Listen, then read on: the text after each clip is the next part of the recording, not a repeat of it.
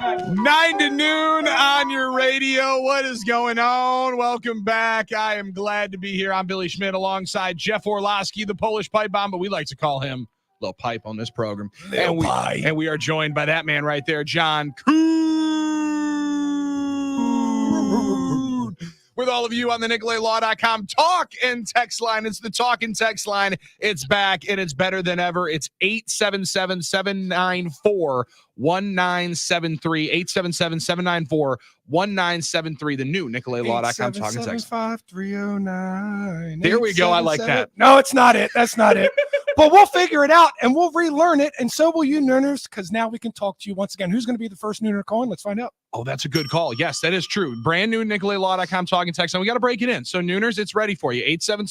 877-794-1973. You'll talk to Lil Pipe before you talk to John Kuhn and myself, Billy Schmidt, here today on a beautiful Thursday. Pour him up. We're going to talk to Matt LePay coming up in about an hour from right now. The Bucks opened up action last night against a team that was missing its two best players. However, we can still be excited about it, maybe, and very excited. Very excited, John Kuhn.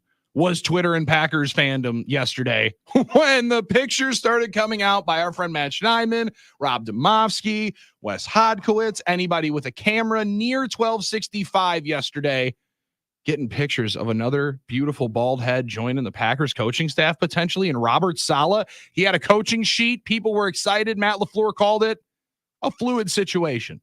But it appears that Robert Saleh is in the green and gold from the green there in New York City. And John, I would love to know what those coaches meetings were like after yesterday. Are they bunking up together? I would assume. Did they put the beds on top of one another, and now they got plenty of room to do calisthenics? Like you said, power tools. What are they doing over power there? Tools, Dale. I can see the LaFleur house right now, just going crazy. Him, Bob. Can we call him Bob now? I think he's definitely friends. A Bob or a Bobby. I will say this. This is why you be careful when you rib people like Armin, because now Armin's got to be nice to the guy. And Armin has done nothing but talk about receipts that Robert Saleh and he are keeping on each other for the eternity of time, for the rest of the time. And now he's got to like him. Now he's got to be nice because he's here. I mean, if we didn't expect something like this to happen, in fact, this kind of notion was floated out there just last week or the week before when Robert Saleh was relieved of his duties in New York. There is a little conflict of interest because I know he still calls Jeff Ulbrich up there in New York. They talked about that on the broadcast, talks to them every week. Still wants to know how the team is doing, wants to know how he can help. I mean, I'll tell you one thing. When they give me a boot in the ass out the door, I will not call you anymore, Billy. No offense. I'm gone. Yeah. But if we happen to cross paths at like a bar or a Bucks game, I'd be more than happy to sit down and chop it up with you. I'm not going to be calling you and saying, I'm not going to be calling you for the show call and say, all right, Billy, this is what you do. You line it up first here with Robert Saleh going to the Packers, and then you talk a little bit about the Jaguars. Then we get into the Bucks and how Dame looked so damn good last night. No, I'm not going to be calling you, giving you advice on how to do great things, and I get booted out the door. He's such a good man. He's still doing that, and he's helping out his best man at his head coaching job, which is in Green Bay. So apparently he's going to work on the offensive side as a defensive kind of mind to help offensive coaches understand the way defensive coaches look at their film and game plan for them, which I find to be fascinating because what tail are we going to be chasing in there? Right. Are we going to be game planning now? And listen, self-scout is so important. It's so important. But sometimes I feel like you self-scout yourself too much. You're no longer doing what made you good in the first place. When you're really good, sometimes you're really good just because you're really good and people can't stop you. So you start self-scouting and start doing things different because you don't want that self-scout to get out there. You don't want the secret of guess what? The secret's out the bag. Yep. Everybody's got the film. Everybody can see it. So it'll be fascinating to see how this whole thing works out. I hope the Packers continue to game plan based off of the film that they watch on opponents. I would assume that would say the same way. I feel very comfortable in saying that, but Robert Saleh is going to be in there to do a little self-scout for the Packers themselves. Yeah, and I love the way that Matt talked about it too, right? Like he was asked copious amounts of questions to the point where Matt at one point said, anything on the Jacksonville Jaguars? Anything on the game? Because the first 6 questions, understandably so, were about Saleh. When somebody just pops up out of nowhere, you want to know. I like John, and let me know how you feel. I like the fact that he's not going to help out on the defensive side, right? Like, we don't need any more cooks in that kitchen. Stay Definitely over here on the offensive side and let me know what you see, because everybody can interpret the film differently, but at the end of the day, there's only so many different ways that you could see it correctly, right? Like, if one guy is seeing it this way, and as he mentions how we would potentially be game planning for you, Matt LaFleur said, I told him to go take a vacation. Seemed like he wanted his buddy needed something to do, said, hey man, if you're going to do this anywhere, you're going to come over here to Green Bay. And I got to imagine that there's some conversations about number 8, right? Like, I got to imagine either that or those are only on their private text threads, but they're having some conversations about the job that he previously had. And I would love to be a fly on the wall for some of those, John. Yeah, I can imagine the conversations are fast and frivolous and having a lot of fun all at the same time. But I thought you brought up a good point. He comes in, he has specialties on defense. He could be helping out on the defensive side. No, we want your defensive advice for our offense, because guess what? Him and Matt are good friends, good buddies, best men, lived on each other's couches. I don't know who actually slept in the bed and who slept on the couch, but they shared one room, like a one-room place, as they were both GAs way back in the day, their first gig. So yeah, they're comfortable in working together. And so he's not going to step on any toes. He's not going to ruffle any feathers inadvertently, I would say, because I don't anticipate Robert Saleh coming in, even if we had him working on the defensive side, saying, hey, you should do it this way, you should do it that way, you should do it that way. But sometimes when there's, a mind in there, it can get a little convoluted, and you could talk to a player and the player would be like, what do you think about this? And he starts saying it. And then all of a sudden that player starts thinking it. And that would be an unintended consequence or an inadvertent kind of casualty to some extent. That ain't going to happen this way, because he's going to help out specifically on the offense and do something that they don't have in place. Keep that in mind. It's not like he is going to offer advice in addition to somebody who's already offering advice. Packers do a self-scout every year. Comes during the bye week. Didn't have it yet. Now they get an in-house weekly self-scout each and every week. I find that fascinating, because now it's just one more eyes in a position where we didn't have one to begin with. It's not 2 cooks, 1 kitchen. It's 1 cook, 1 kitchen, and it works perfectly. And the thing is, to have more people and more guys to be able to help in the midst and the chaotic nature of the season, I don't think is a bad deal. We joked about it and talked about it from the Jets perspective when you fire the head coach. It's one of the reasons why, John, I don't think firing coaches in the middle of the season really helps at all. You make a job in a suffering ship do more work with less help. Now you're just adding more help, really qualified help, and somebody that you trust. And if we can get Robert Saleh here on game day, now I know he's leaving after today, going to go hang out with the family a little bit. That's why Matt LaFleur called it a fluid situation. He can come and go as he wants. That's why I do think your idea is right. He's staying at the LaFleur house. They probably don't have him set up at Lodge Kohler, right? Because that's where Hafley was, he said, for the first 3-4 weeks. He was at Lodge Kohler 5 days a week, then fly home. I would assume Saleh is bunking on the couch for right now. Let's get him here on game day so we can get that guy ripping a headset off, screaming on the sidelines. I know. I'd love to see that too. Matt LaFleur was in Lodge Kohler too for the first 6 months he was here. And boy, I'll tell you, Titletown has really picked the game up around here. I remember when coaches and players used to be, no offense, because I love the Wingate, but used to be at the Wingate right there at the airport. Used to be just get off the plane, walk across the parking lot, be at the Wingate. Hey, Lodge Kohler's a step up from the Wingate. Shocker. That's not a shot at Wingate, because, by the way, Wingate has this really nice free happy hour where you pour your own beer from a kegerator every day, every single stinking day. Can you believe that? But they have that for 2 hours. I think it's 4 to 6 every day. Damn. What a glorious place. That's a winner right there. You don't need to be the Four Seasons when you have yourself a kegerator every day, happy hour, free drinks, not $1 off. Just free drinks, tap your own. But you got to stay there, Nooners. Don't drive over there today at 4 o'clock and try to get yourself. You got to be staying there, Nooners. That would be fantastic. 414-799-1973. The thing is, the Nooners are ready for it, because we have a lot of people already hitting us up on the new NicolaLaw.com talk and text line, 877-794-1973. Toll free for those of you that were wondering and being upset about the extra charges. 877-794-1973. I don't know if toll-free is a thing really anymore. However, I like being able to mention I didn't know there was such a thing as long distance anymore. Yeah, I had no clue. Real? I had no clue people were still buying minutes, but there's no way there's long distance still. Does anybody pay long distance? 414-799-1? No, 877-794-1973. Also, drop your name here as well, because a couple of nooners are already getting it in. We lost all the names as well here on the NicoletLaw.com talking text line. Are you serious? So drop your name in here and we'll have to put it back in. Back to the Stone Age here, Billy. Oh yeah, we're back here at ground zero. Like this is interesting. I just threw Justin in Jacksonville's name in. He texts us every single day. So I know that this is going to be a new excursion for all of us, but we're all going to find it together. Is he going to be at the game this weekend? That's a good question. I would assume so. He's in Jacksonville. I can't imagine tickets are all that expensive. My buddy Fuchs down in Jacksonville, John, has been salivating, waiting for this game for now. Granted, 8 years since he moved down there. They have not played the Jags in Jacksonville since he moved down there. He's who I went and watched the game with against New Orleans. But for a large contingent, there's always a bunch of Florida-based Packers fans. And hey, late October is not a bad time. Even though we've had some nice warm weather here, this is not a bad time to be going and escaping some of the cool to go down to Florida and get yourself a little blast of heat before the holiday season. I know a lot of people were hoping this would be in December. This is not a bad time for it to be at all. And we appreciated Willie Madison dropping in. Now Randy and Stallus is here. We got Tiffany in Germantown dropping in that they're here. Tiffany in Germantown, hot take. Hafley gets a head coach job next year. Saleh takes over as DC.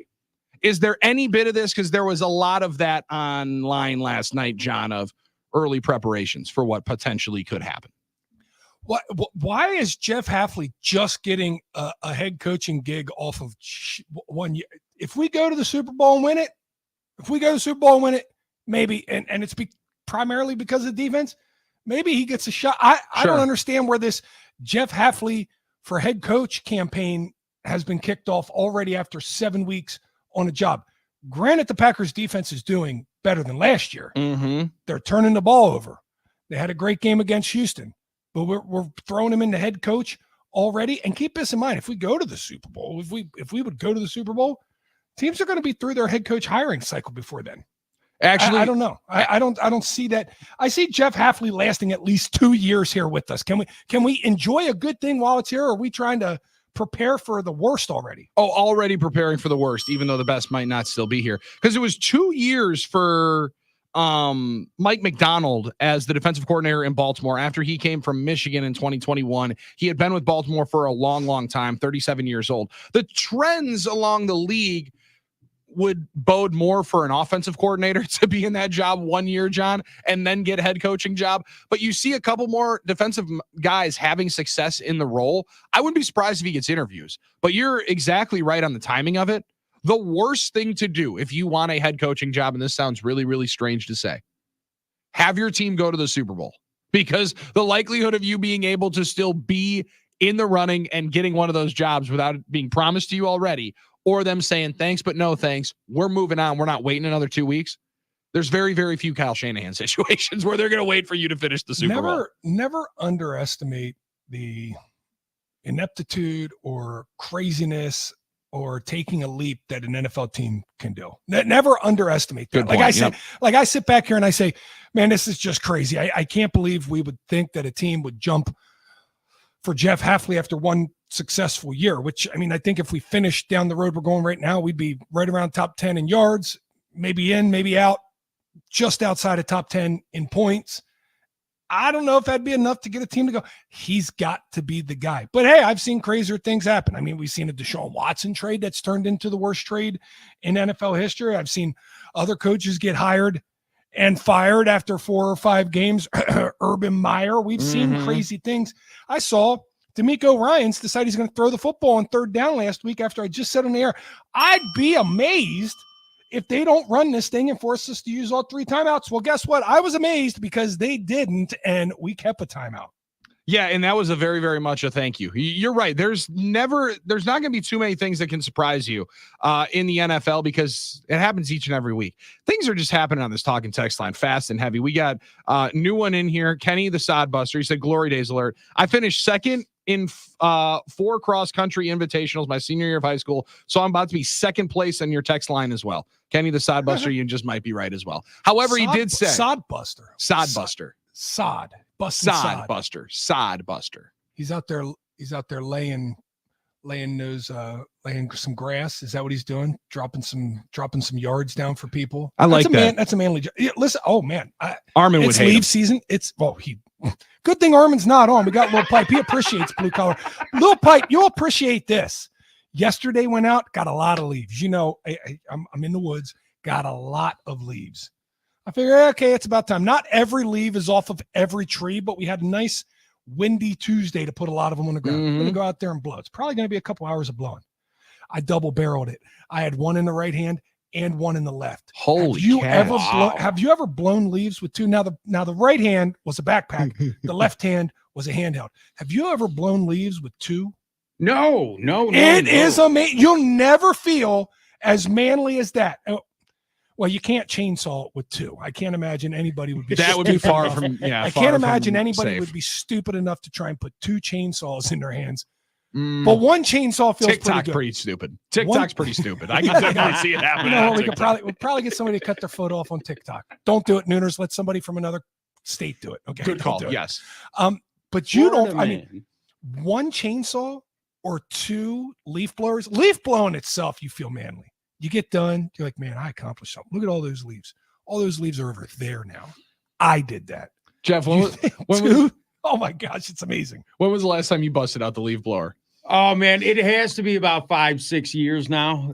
Because at my old house, I used to leaf blow because I had woods on two sides, so I just blow them into the woods.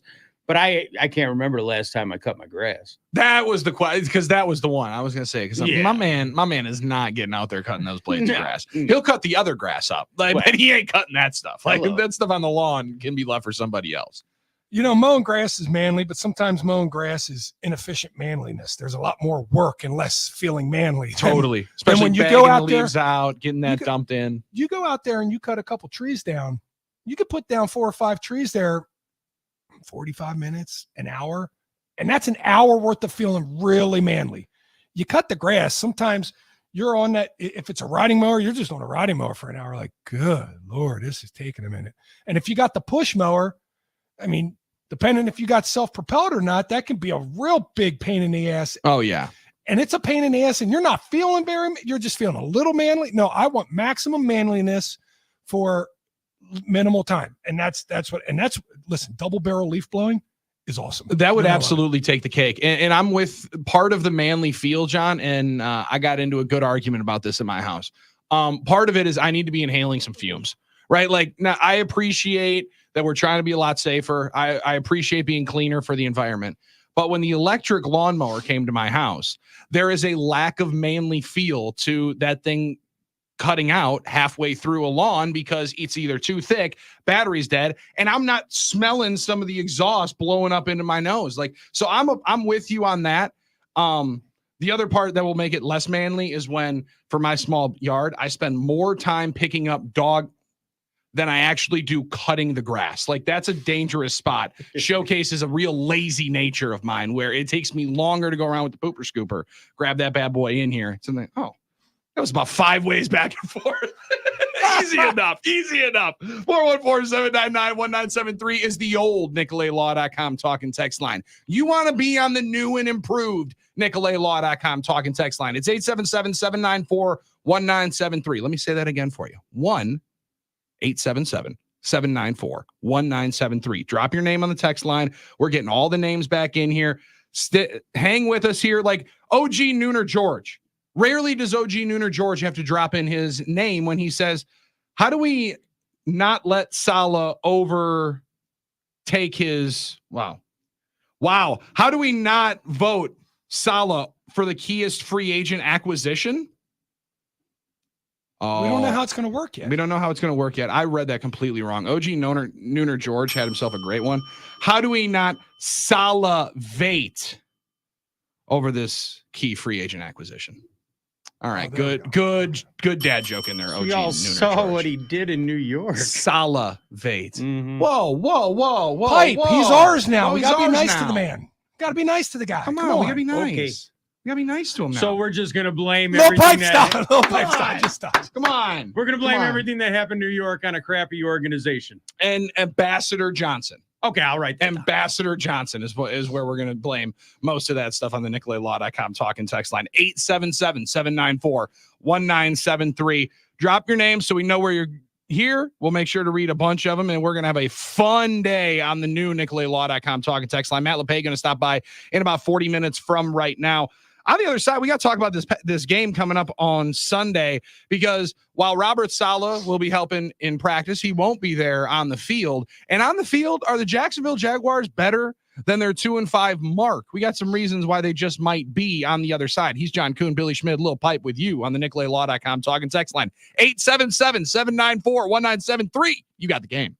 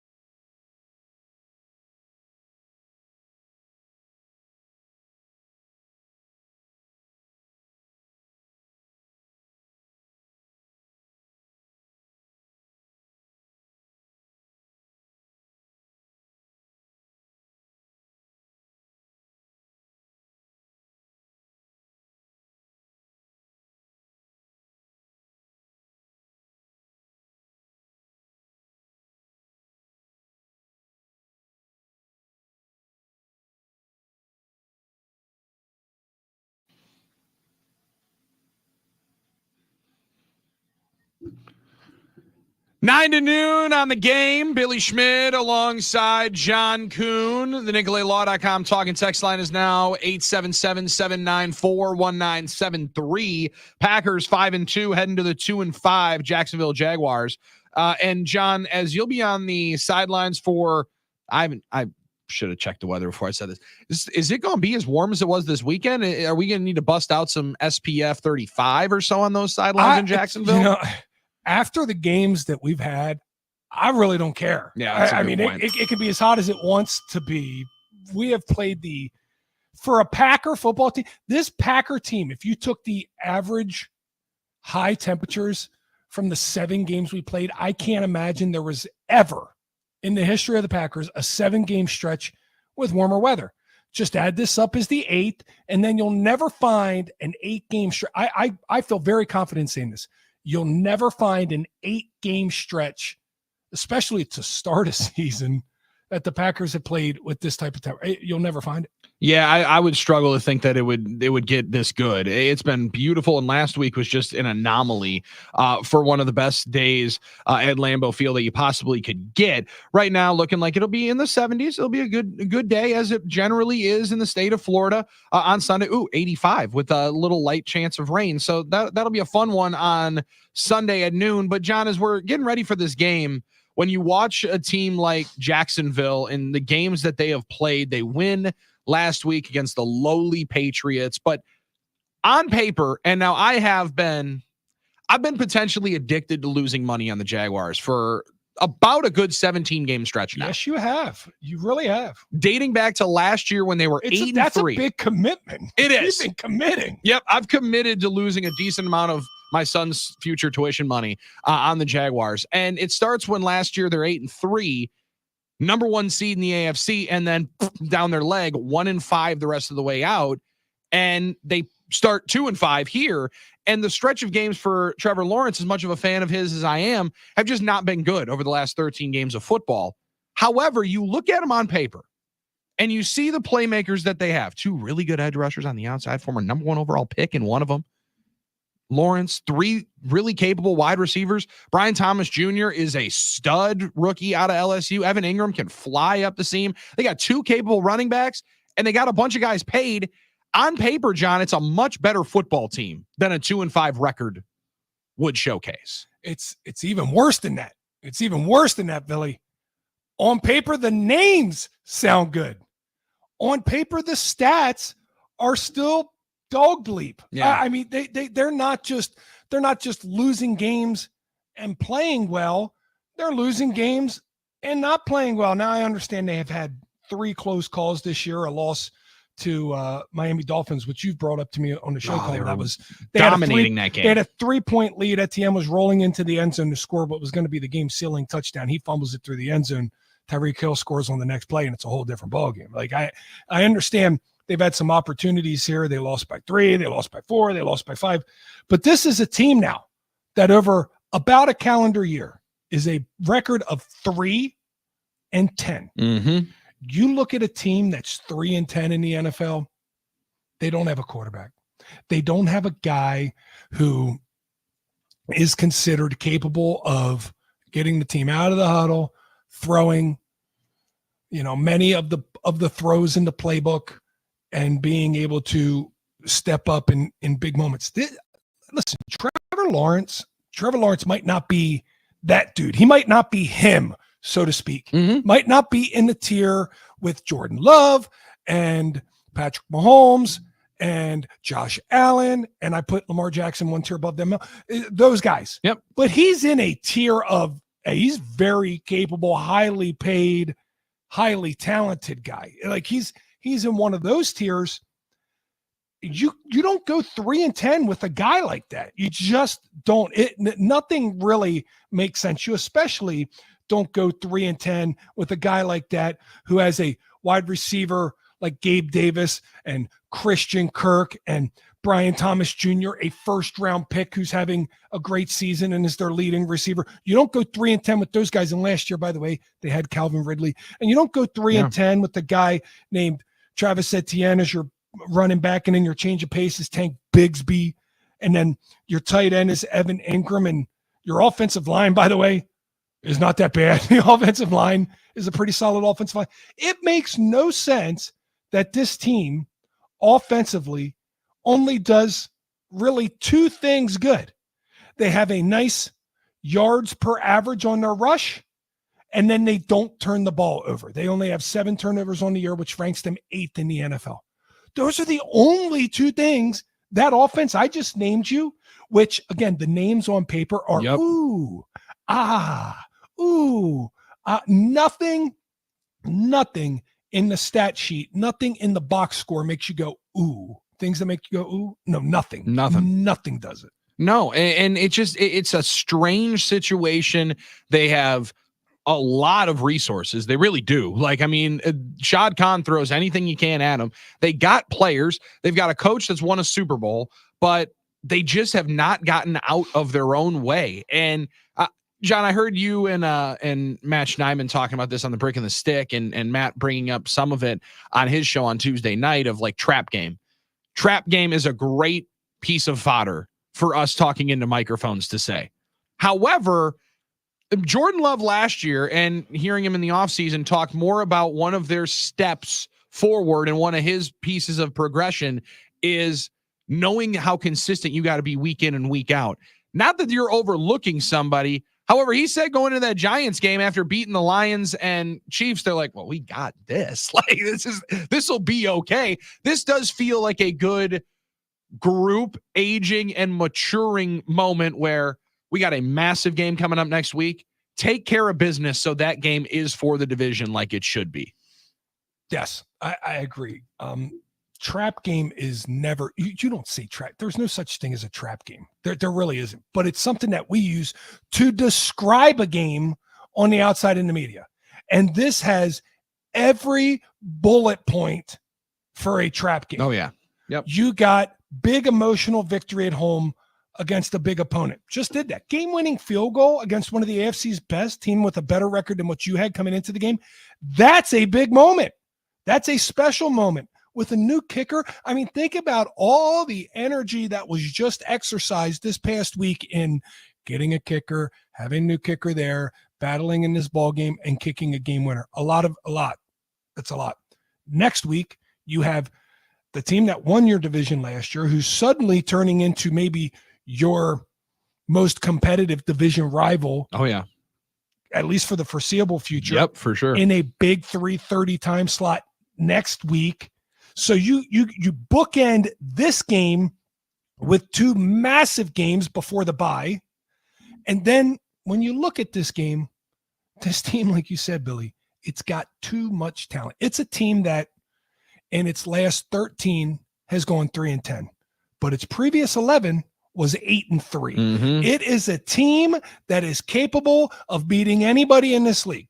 They are capable of doing it. And you got to make sure if you're the Green Bay Packers, it's not you with egg on your face as you leave the stadium. Yeah, you just don't want it. You can't allow them to start getting right against you. And John, you mentioned it before, the previous 11, they're 8-3. And the season before that, they closed it as one of the better teams going, winning a playoff game, then massive come from behind fashion, and leading the Chiefs in Arrowhead in the third quarter. So like there's capable moments in this team.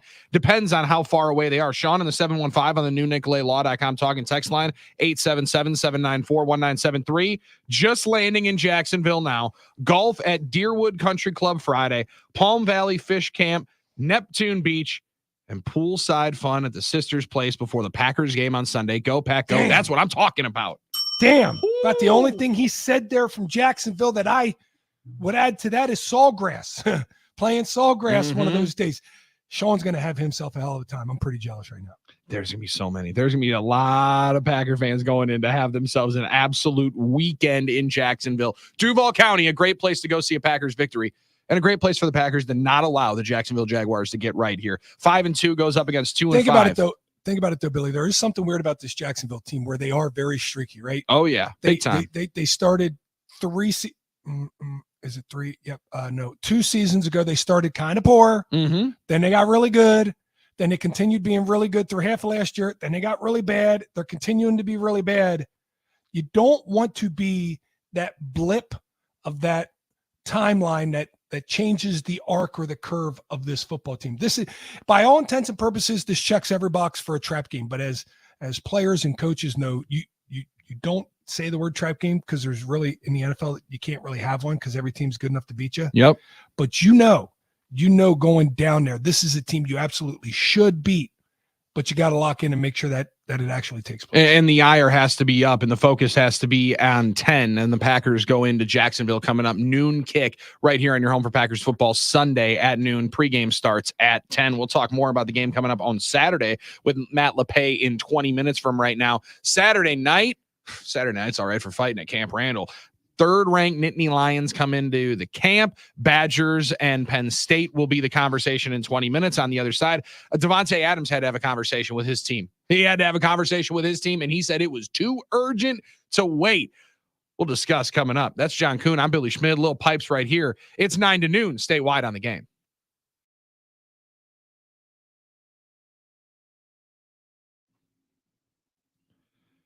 Guys, Underdog Fantasy is the place if you're a sports fan looking to win money while watching sports. With their pick'em game, you could win up to 1,000 times your money by simply choosing higher or lower on your favorite player stats. Whether it's baseball, strikeouts, home runs, stolen bases, football, passing yards, touchdowns, interceptions, and more.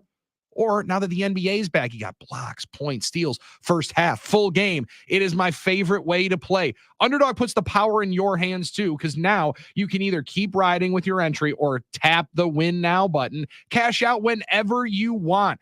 Underdog's double flex option also lets you know if you can take up to 2 L's and still have your entry be a win. Underdog Fantasy, best place to play. This season, Underdog is running a special promo bonus every single day. Like right now, it's Boostober. Profit Boost, pump up your winnings.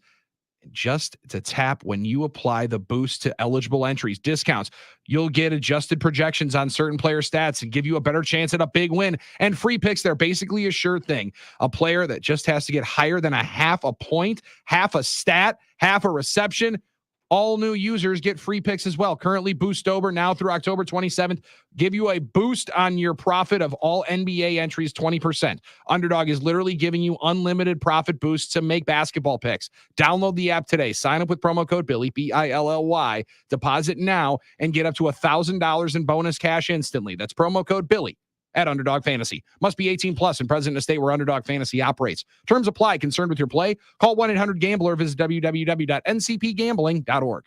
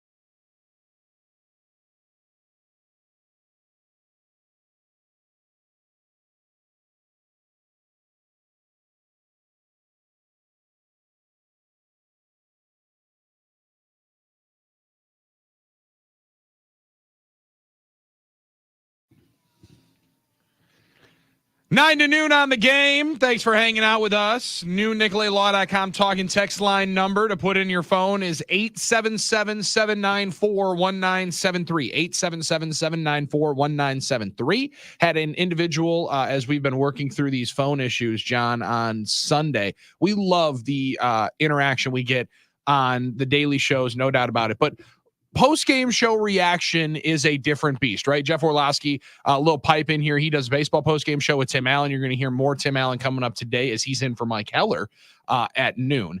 But you like the interaction after a game that drives sports radio, always has. Had an individual call in and say, this is unacceptable. It's unacceptable. Different number? New number? And now I'm listening to something different. Hey, we are working frivolously. Who said it's unacceptable?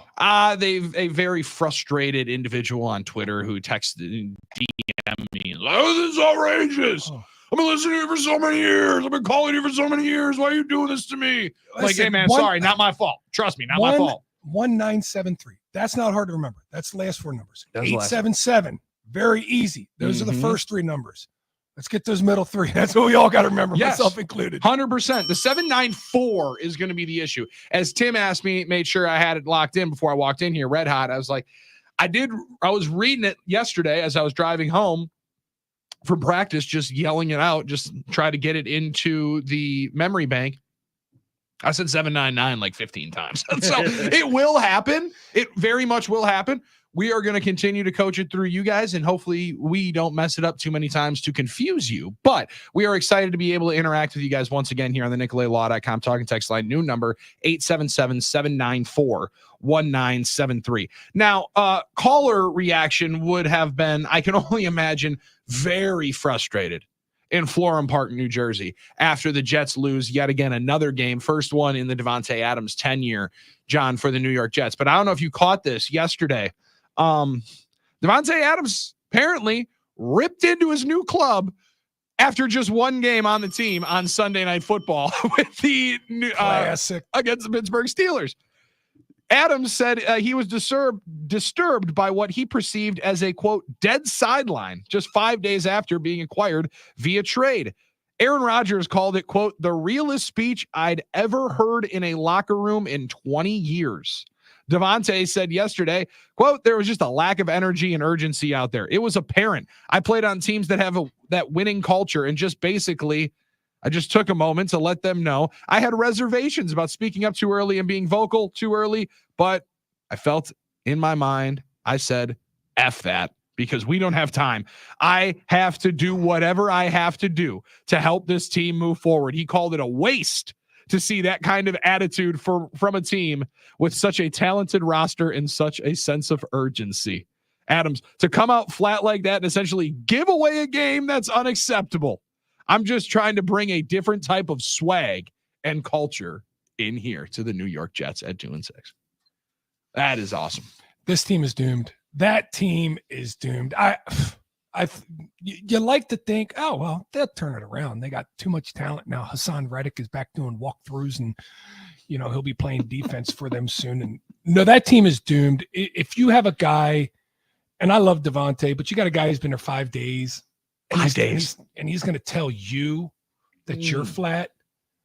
I don't, that had to have gone over so poorly unless Aaron, I mean, just where is the leadership anywhere that the guy who has been there 5 days is going to be the one that's going to say something. Hey, I didn't want to say anything because I've not been here that long. What is everybody else in that locker room thinking at that point in time? Are they thinking, thank God, come save us. Finally, somebody's going to say something. And listen, it's just because Davante says something doesn't mean anything's going to change. True. Very true. And most times it doesn't. Most times it doesn't. That team is absolutely doomed. And if you have a guy just getting there who has come from the Raiders, that's another great point here. Yes. He came from the Raiders, and he's going to tell you that's not what it looks like. He just spent 2 years watching what it also doesn't look like, and he's so sure that you are not what it looks like that he's going to let you know right away. I cannot wait for players on that team to start talking, right? Because there's got to be more guys that start talking. Tyron Smith has seen a lot of football. I'd love to know his vantage point on all this, right? Left tackle, he's had a bad year, ups and downs. He's seen a lot. I can only imagine that there's a lot in the back end and the podcasts here by the Jets players of 2024. Those are going to be electrifying in the What's going to be even more electrifying is the fact that they have this, for the most part, pretty easy schedule for the rest of the year. It's rather advantageous for them to get this thing turned back around. And I'm sure we're going to be hearing some receipt comments and some boasting, maybe a little chest pounding as they rack up a couple victories against this lollipop schedule, which only means that when they get into a big game later in the year, it's going to be a much harder fall. And it'll go so much worse. Aaron said he's got to play better.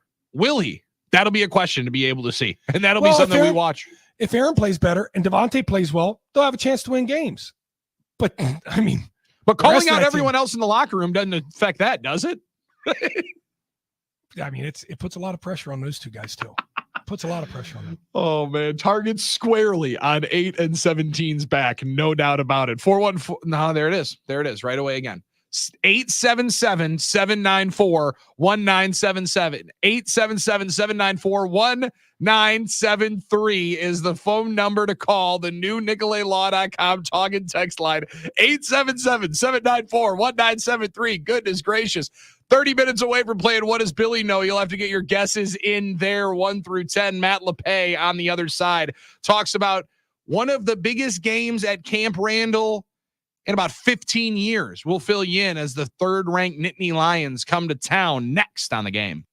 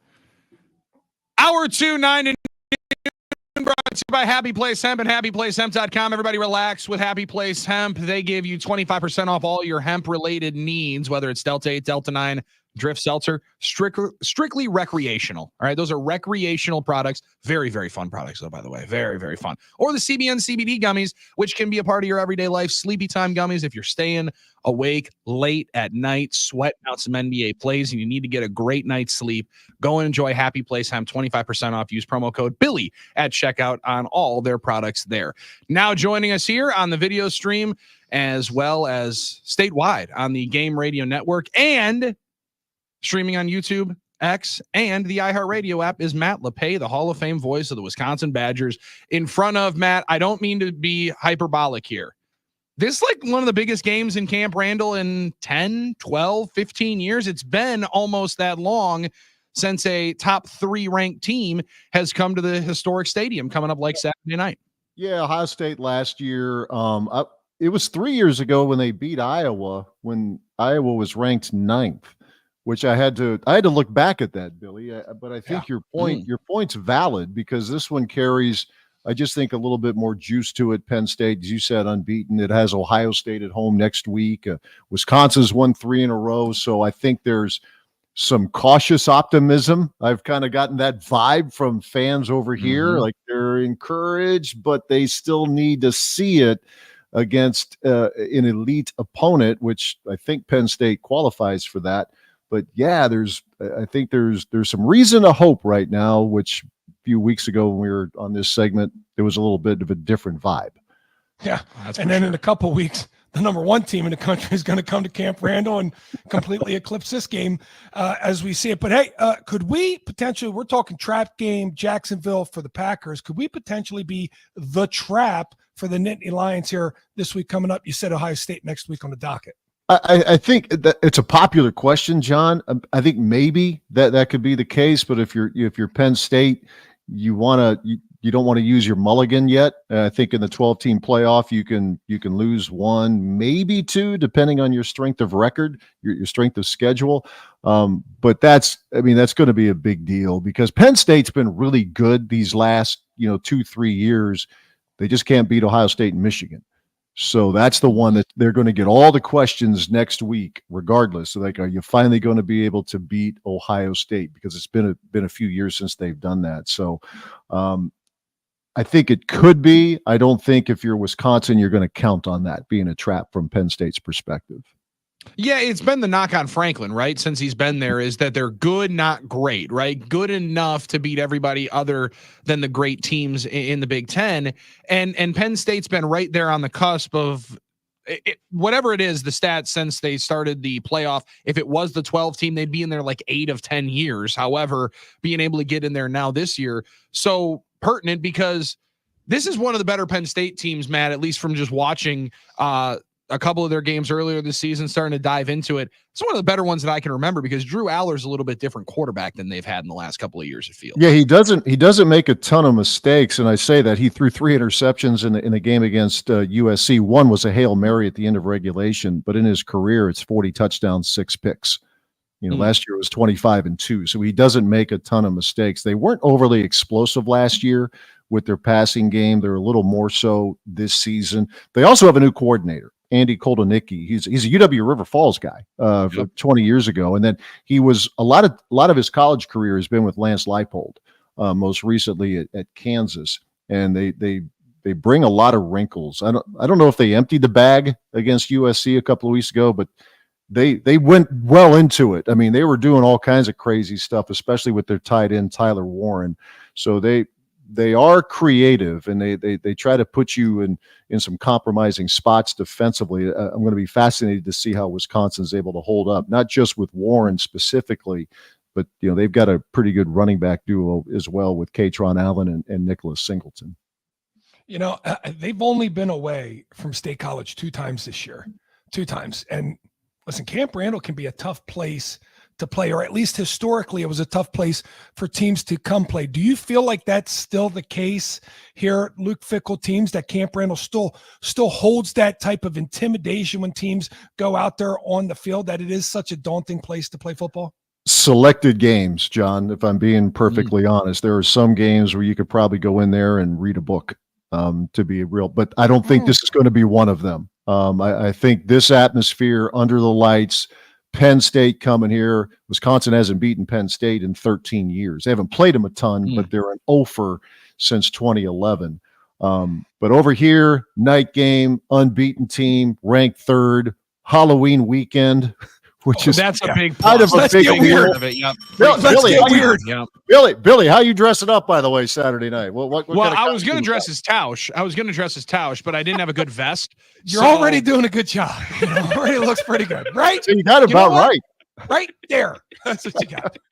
Especially if what you're wearing is free. That's right in his wheelhouse. Yeah. There we go. Now we're talking. Might need a quarter zip to be able to pull that one off. But Matt, you're right. It is like a unique spot at times. Heller gets kind of blasted on the talking text line for saying that sometimes, but I appreciate it because it is big games, especially at night. I do think there's something different. However, being able to bring it each and every week, that consistency that people are talking about on the field, in the stands and the energy in the stadium can also help that a little bit. Yeah, and you know what? It's been better this year. They wanted in the Alabama game. I mean, with all the hype that surrounded that, but Fickle talked about it. Alvarez sent the message early in the season. You have to give the fans a reason, to get into it. I think there'll be a self-starting fan base on Saturday night. Other games, not so much. And it's probably more the case with basketball where they're loyal, but they're just not loud.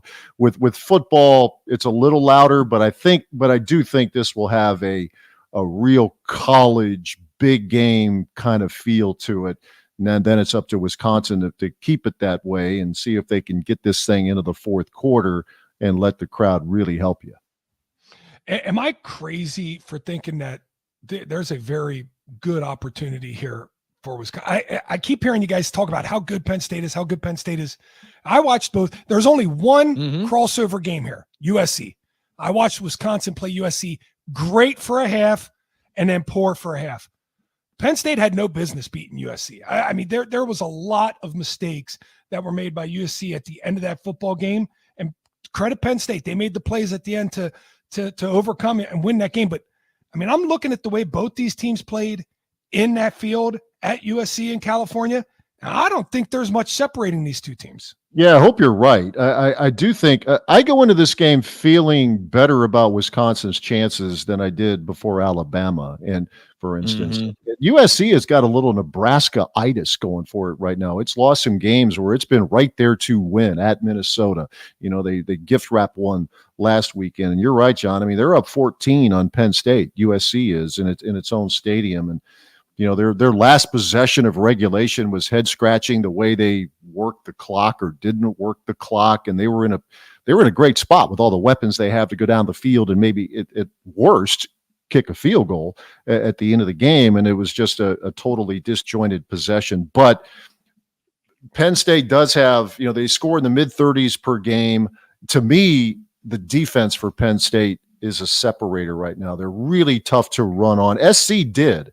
But for the most part, they've got some guys up front. Abdul Carter, that's a name to keep in mind. I think you're going to be seeing him. He's a junior, but he's an NFL guy, number 11. They've got this thing about number 11s over there, Micah Parsons, LeVar Arrington, and this guy wears number 11. He's real. He's going to be tough to block. That's just one example. I'll be really curious to see how Wisconsin has protected its quarterback really well. But this is a little different group of dudes they're facing. So we'll see if they can continue to do that. Without getting into the numbers too much, I can just tell you, generally speaking, when Braden Locke is protected, he's really, really good. When he's not, his numbers are among the lower numbers in college football. So can they keep him as clean as possible throughout the course of the game is going to be a part of the storyline. You hit on it, Matt. Feel better going into this game than I did against Alabama, right? Now, they were 4 in the country, Penn State 3. However, the physicality that the Badgers have played with over the last 3 weeks is the reason why I feel a lot better about it, right? Like you just mentioned them protecting the quarterback, and Tausch has hit on it a bunch of different times during the game. Albeit their conference opponents, they've outscored the last 3 teams 117-16, right? Like they're that's nothing to sneeze at. And a lot of it is because They're setting the tone on the line of scrimmage. Being able to run behind these big boys, how impactful do you think that is right now for Fickell? Because he's mentioned it a bunch of times. We joked about it. Mike Tressel and Phil Longo got to walk in with matching cigars right now, potentially around campus, feeling a lot better about themselves than they did earlier in the month. However, if you're going to win a game like this, big boy football in October, late October in the Big Ten, a lot of it's going to have to be against the front seven. Yeah, for sure. They're going to, the last thing you want to be right now, if you're Wisconsin, is 3rd and 7 and 3rd and 8 all night, where you're going to have to throw the ball. That's where these Penn State pass rushers can really tee off. But they've run the ball really well. Tawee Walker has really embraced the bigger workload. I mean, he ran for 126 last week, didn't get into the end zone. He had scored 8 touchdowns in the 3 previous games. But he's still, and Northwestern's run defense is pretty solid as well. But he was just able to bang away in that game, and he seems perfectly comfortable with between 20 and 25 carries. It's about what he's been averaging. He's already had more carries this season than he had all of last year at Oklahoma. So with him and Darian Dupree and Cade Yakimelli, that too, as much as I talked about the passing game a moment ago, they're going to need to be able to continue to do what they've been doing, running the ball, and see if Penn State can hold up against that. I mean, Wisconsin has reason, as you said, Billy, to feel pretty good about itself, the way it's playing in the offensive line. Now we'll see if they can do that against guys that are a little bigger and a little better than what they faced the last few weeks.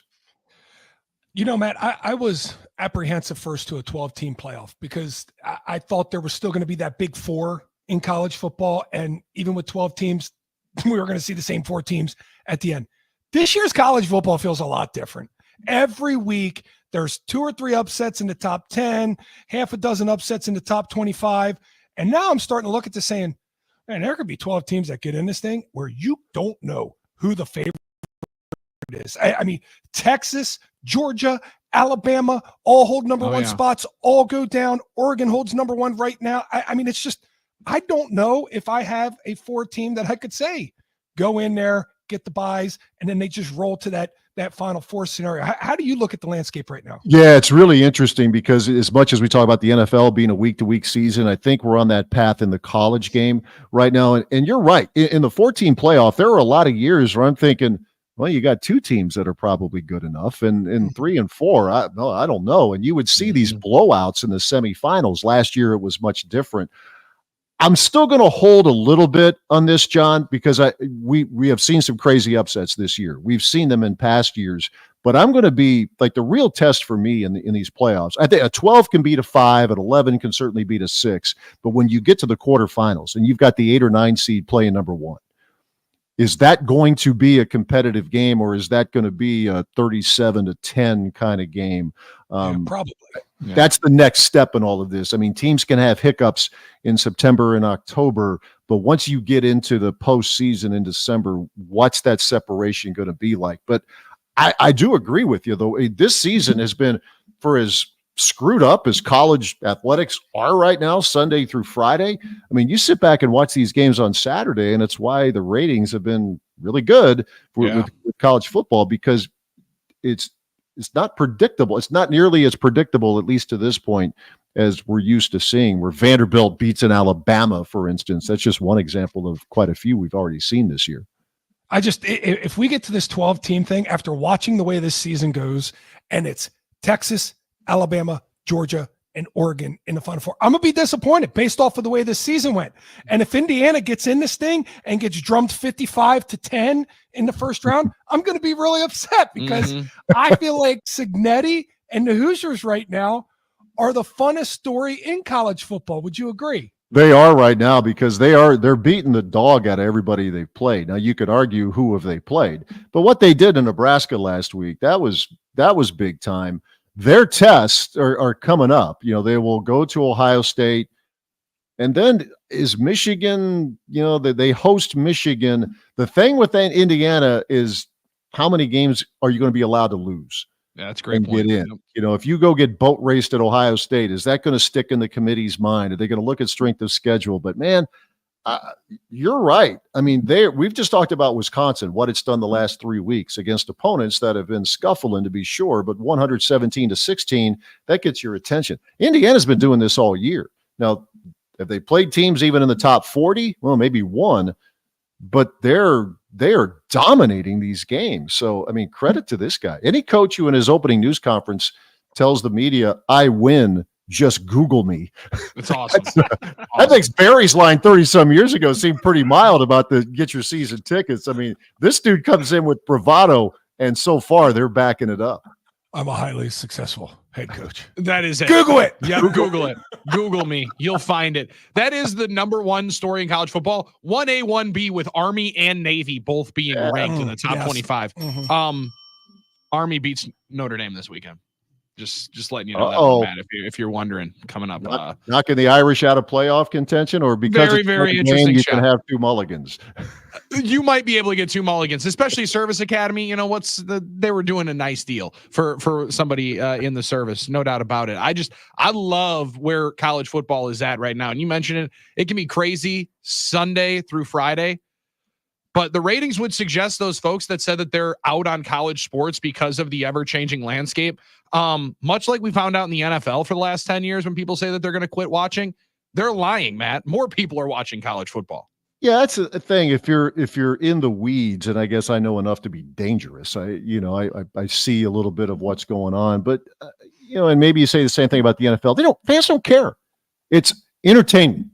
When my team is playing, entertain me. When Billy's team, when he's got serious investments, entertain me. He does it, the portal, NIL, they don't care until or unless you have to.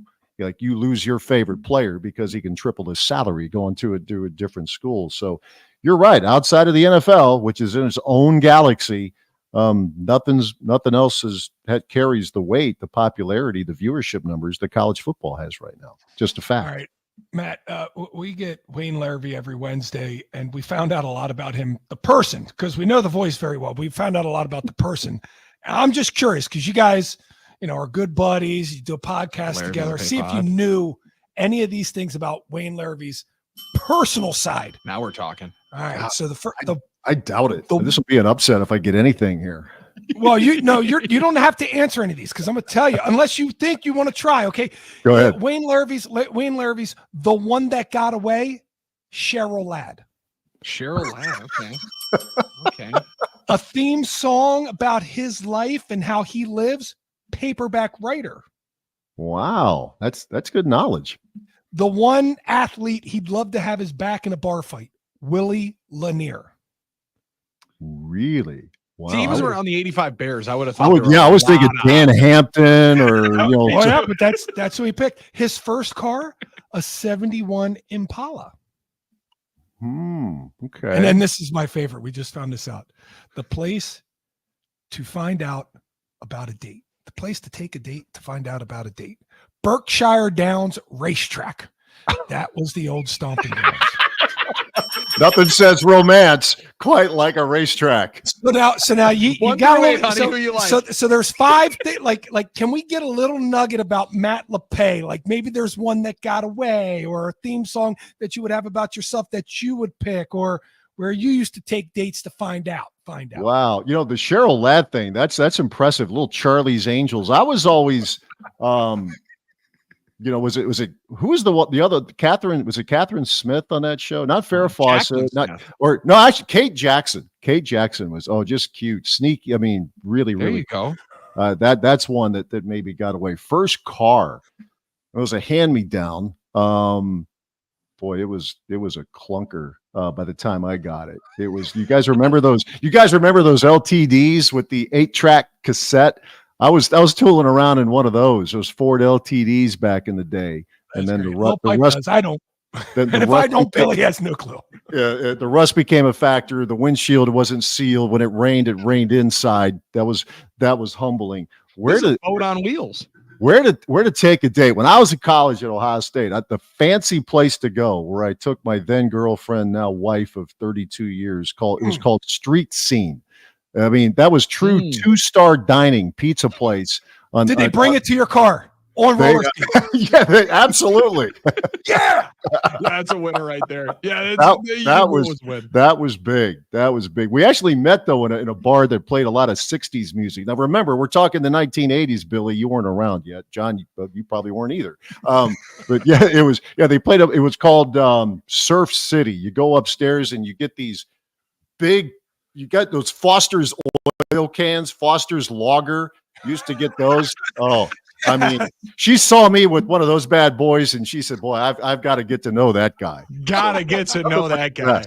Man, he was that dude then, and he still is that dude today. He's Matt LePay. I mean, unbelievable drop there. I didn't know where that question was going, and I did not think it was going to be even better than I could have ever imagined. Matt, we appreciate it, man. I will be seeing you tonight on campus, University Ave at the football feast. Is that correct? That's right. That is right. Let's go. Give me some questions and pass along to Schneidman because I think you guys got it well covered. I need to come up with some fresh material for him. Trust me, Matt. We'll have a lot of fun making fun of Matt tonight. Trust me. I am ready to push that guy's buttons. Anything with cords, motherboards, and AI works perfectly. Yeah, we're gonna push his buttons. It's gonna be a lot of fun, and we're gonna have some cold drinks and some good food. So I'll see you tonight. All right, sounds good. Have a good one. Hall of Fame voice of the Wisconsin Badgers, Matt LePay, joining us here on 9 to noon, hour number 2. Always fun. That is fantastic. I knew you guys were getting to know Wayno. I didn't know you were figuring out where he was taking dates back in the day. Oh yeah. Listen, this is we're gonna have to start rating our show because we are going down paths, and that's what this is about. It's about learning each other. It's about relating. And letting the Nooners know we're all people too, dude. Okay. I can just see Wayne just walking out there. All right, honey, what do you like about this parlay card here? Billy, it's even better than that. It's even better than that. Apparently, Berkshire Downs was only open one day a year, so they would just go there when all the just park on the racetrack, and that's how. You know, that's a legend. That is a legend right there. Oh my goodness. 877-794-1973. This one is open. You don't just have to park in an empty parking lot. That NicoletLaw.com talking text line is open right now at 877-794-1973. All right, final guesses. Get them in right now. What does Billy know with Tap In Golf Bar on the other side? 1 through 10. What do you got? Cue them up. NicoletLaw.com talking text line. It's 9 to noon right here on the game. John Kuhn here for Pella Windows and Doors of Wisconsin. We love celebrating a good birthday on 9 to noon. You know that, especially the milestone birthdays, and so does Pella Windows and Doors of Wisconsin. We got a big one for you right here. Gina Della herself is turning 60, the big 6-0. And to commemorate that, Pella Windows and Doors, they're offering 0% interest for said 60 months. That's 5 years, no interest financing for Gina Della's birthday. But you got to hurry. This offer is only available until November the 8th, and you can get the look you want in your home with customizable windows and doors from Pella Windows and Doors of Wisconsin. How about these innovative features? Shades between the glass, integrated roll screens, and noise reduction. And you can count on the durability of materials because they open and close doors, latches, shades thousands of times before they sell them to you because they want to ensure that they will last for the years to come. Other unique offerings include fold-away hardware, custom colors, and ease of maintenance. And you get all that with 5 years, no interest financing if you order before November the 8th. So you better hurry. Certain restrictions apply. See showroom for details. And please tell Gina Della that me, John Kuhn, and yourself say happy birthday. Visit PellaWI.com today.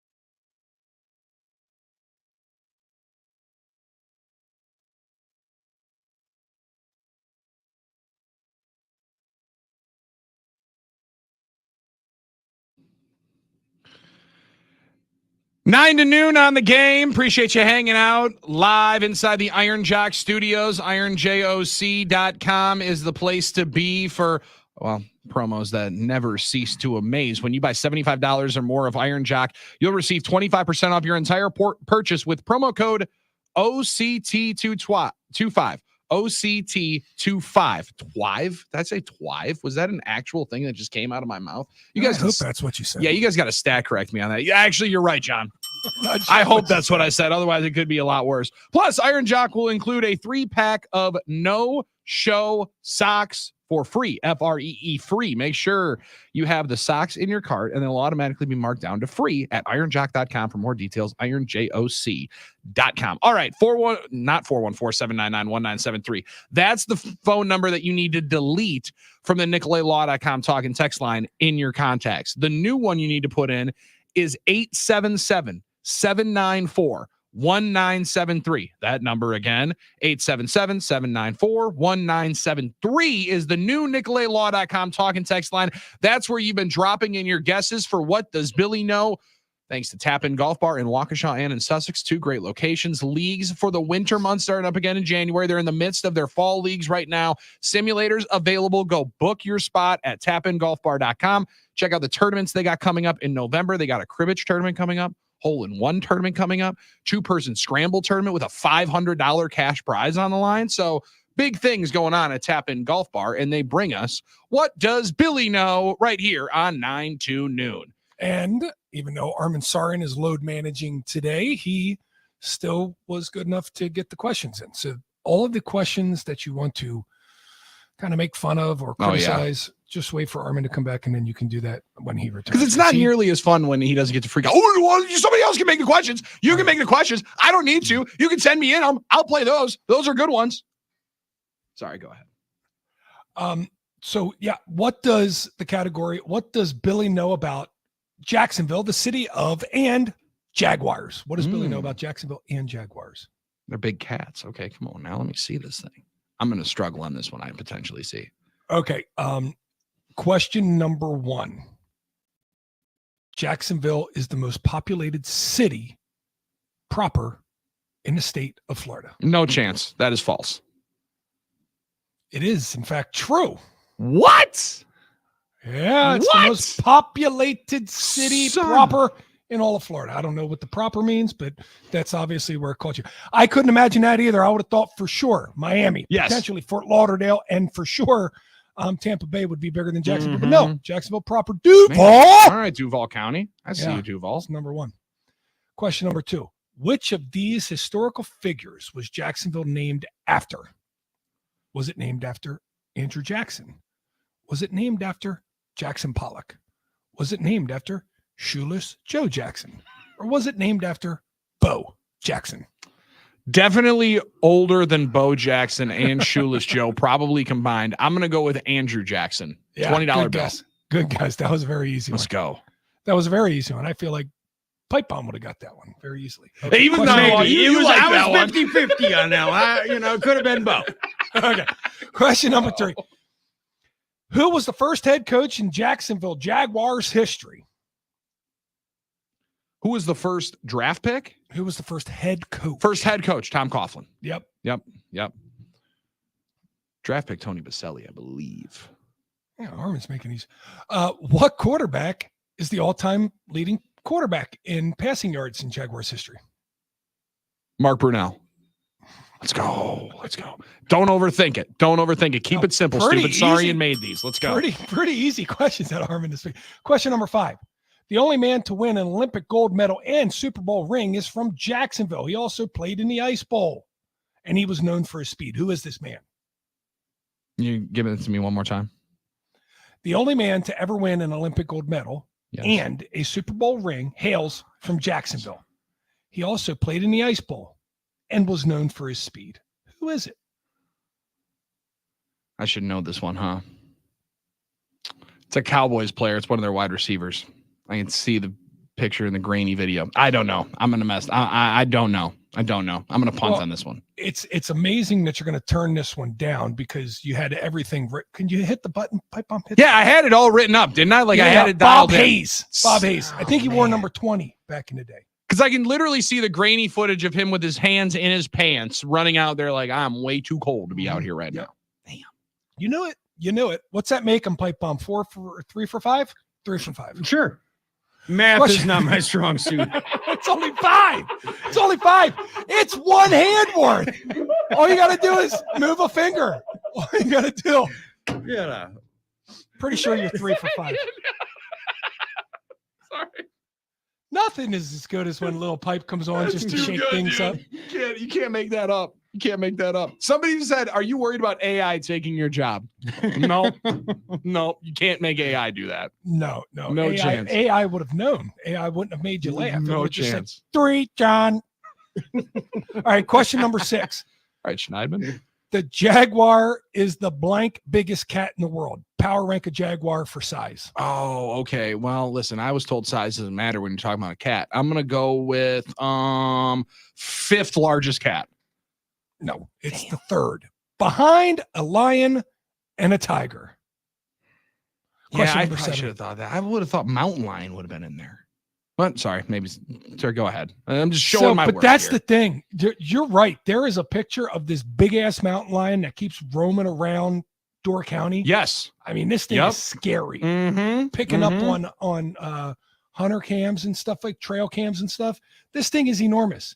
I can't imagine Jaguars are bigger than this. This thing is absolutely huge. But overall, I guess this is, on average, the Jaguar is the 3rd biggest cat in the world, behind a lion and a tiger. Question number 7.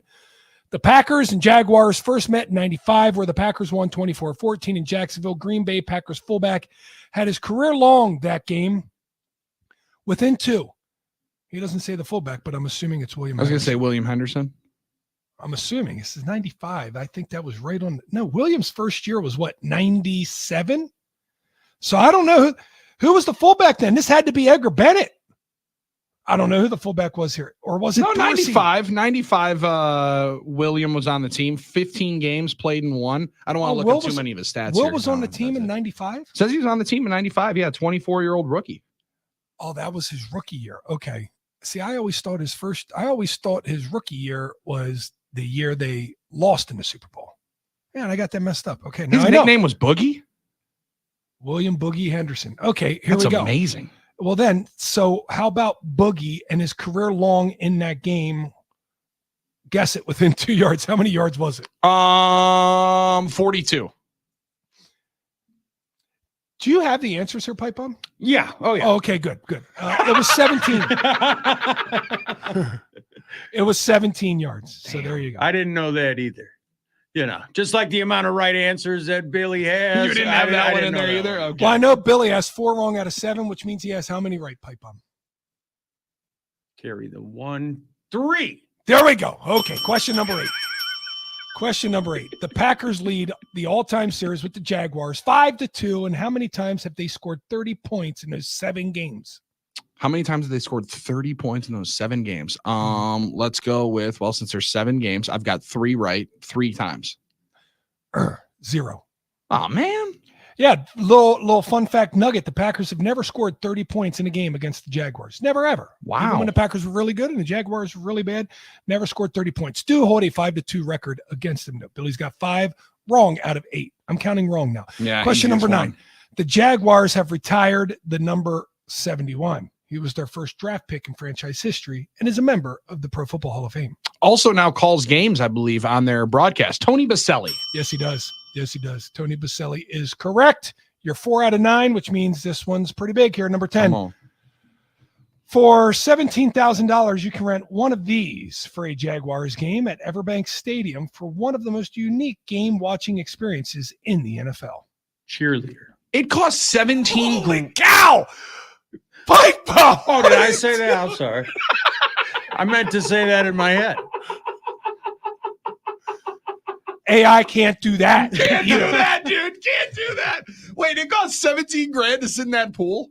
It sure does. A poolside cabana at Everbank Stadium is 17,000 doll hairs. Damn. And with that, Billy got his 5th one right, which means he got how many wrong, Pipe Bomb? 5 out. How many questions? I'm going to go 5. There you go. 5 right, 5 wrong. No matter how you look at it, the answer is 5. And if you picked 5 for What Does Billy Know, you might be in store for a treat. We will pick a winner when we return. Stick around. No.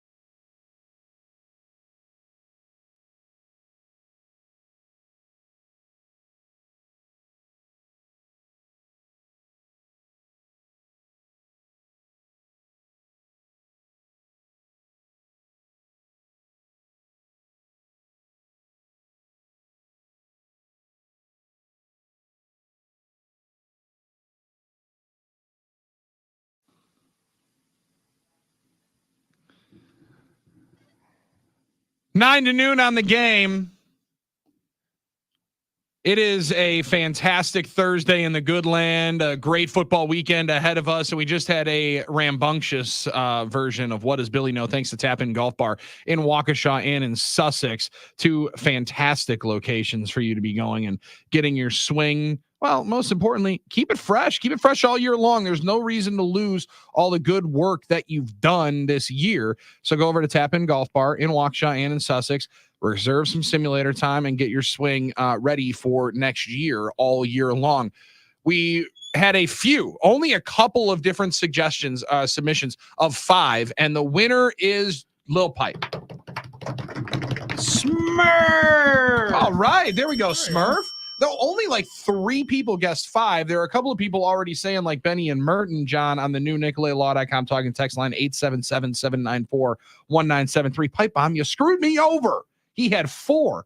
I don't know how he did. I love the fact that people are trying to blame Pipe Bomb, though, because if you listen to the last segment, there's no way Pipe was trying to have anything nefarious because... Did I math wrong? I was going to say that would have went right over your head if you were trying to, I think. Yeah, I think so. I don't think we would have been able to mess it up correctly if indeed that was what they thought was going to happen. I love also we get some new interactions here on the new NicolaLaw.com text line, John. Matt from Watertown, new texter. Love you guys, even though I'm a Bears fan. Sorry. Watching on YouTube while I work, though.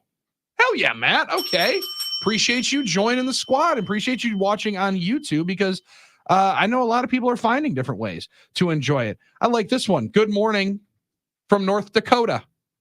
Good morning, guys. Thank God I found you guys in this time slot. I was forced to listen to PA and Minneapolis prior to, thankfully, finding your station. Now my morning workouts are much better listening to you guys. Born and bred in North Dakotan, a Packers fan all my life. We are coming up for the 12th consecutive year to Lambeau. And by the way, they've never lost when the North Dakota contingent is present. This year, it's for the Niners game. Would love to say hi to you guys on that day. Love the show. And thanks for the great content. That's Ty in North Dakota.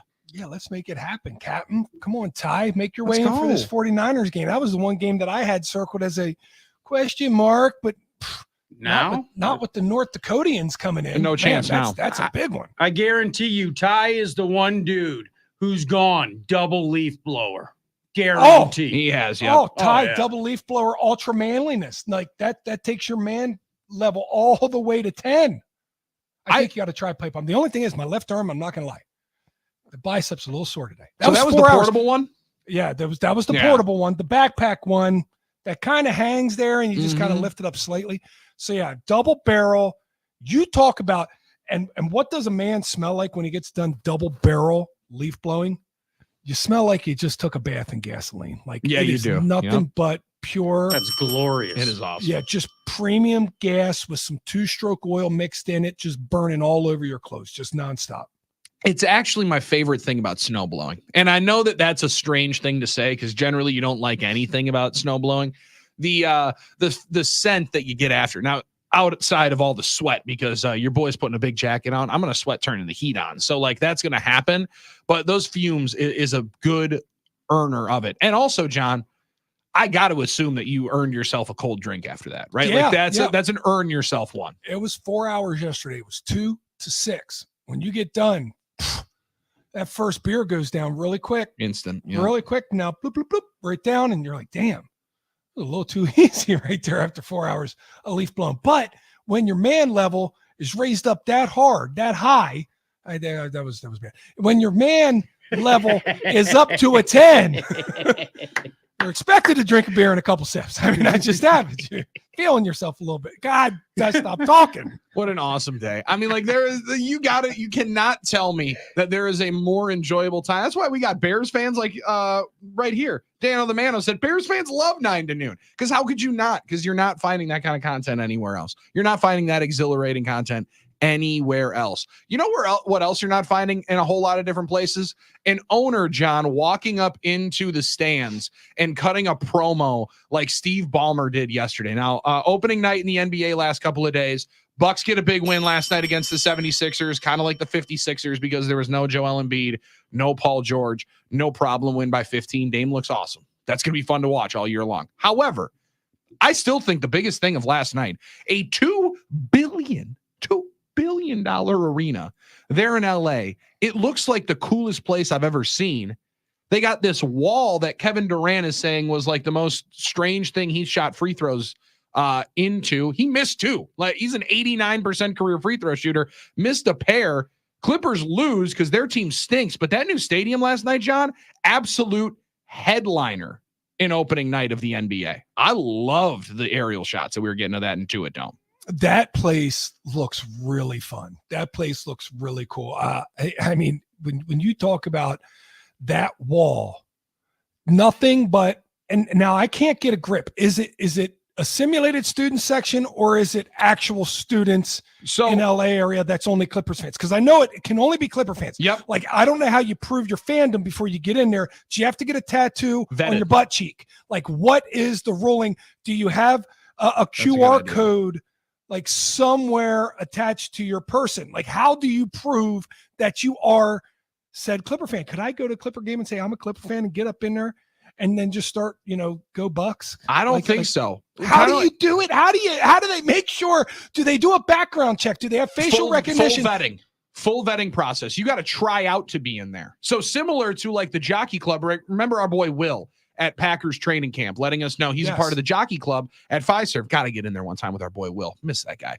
But you enjoy, like, you got to go through a process to audition, essentially, it sounds like, try out, and then you got to be vowing, I'm going to be at every single one of these games, and I'm going to be standing the whole damn time. But it's also the first 13 rows, right? Like, Fiserv, I appreciate when the Bucks started it way back in the day when Andrew Bogut started the Squad 6, then it became Sector 7, then Larry Sanders had it, like all these other guys started buying it, and then the Bucks are like, okay, we're just going to put them here. They're in the lower level, but they're all the way at the top of the lower level.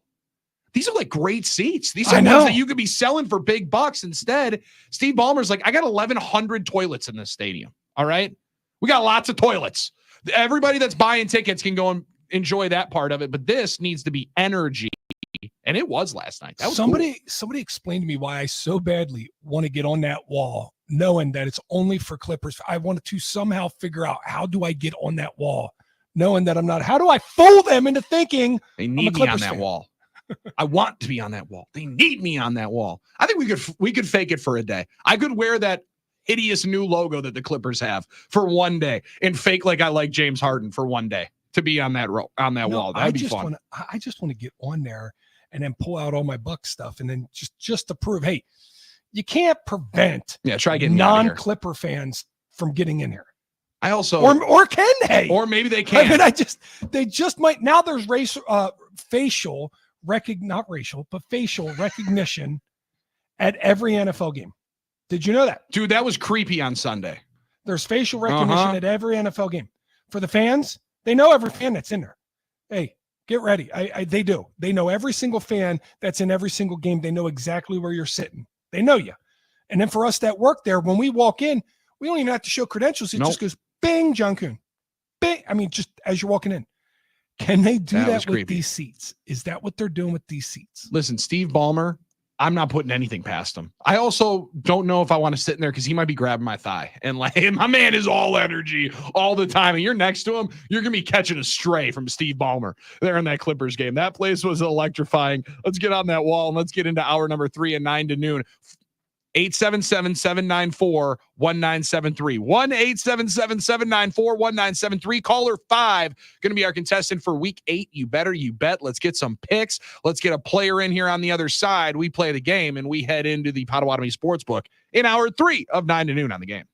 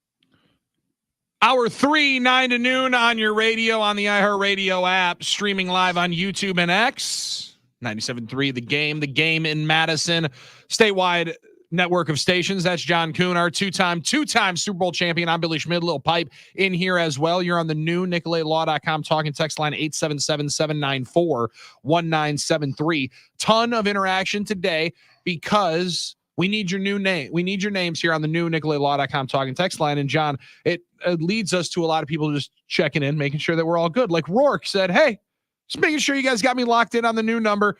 Biggest savages in sports talk radio. Let's have a great day. New phone, who dis? Who dis? I like that. New phone, who dis, Nooners. We need all the names again. We need them all. Rourke also said, can confirm facial recognition at Lambeau as a season ticket holder. We get photos back after every game to ensure we are there. And if it's sold to Packers fans. Wow. I didn't know it was that intense. That's super gangster. That's awesome. Because I they walked up and said, just put your face in there. All good? We're all good? Oh, yeah. It'll let us know if you're all good.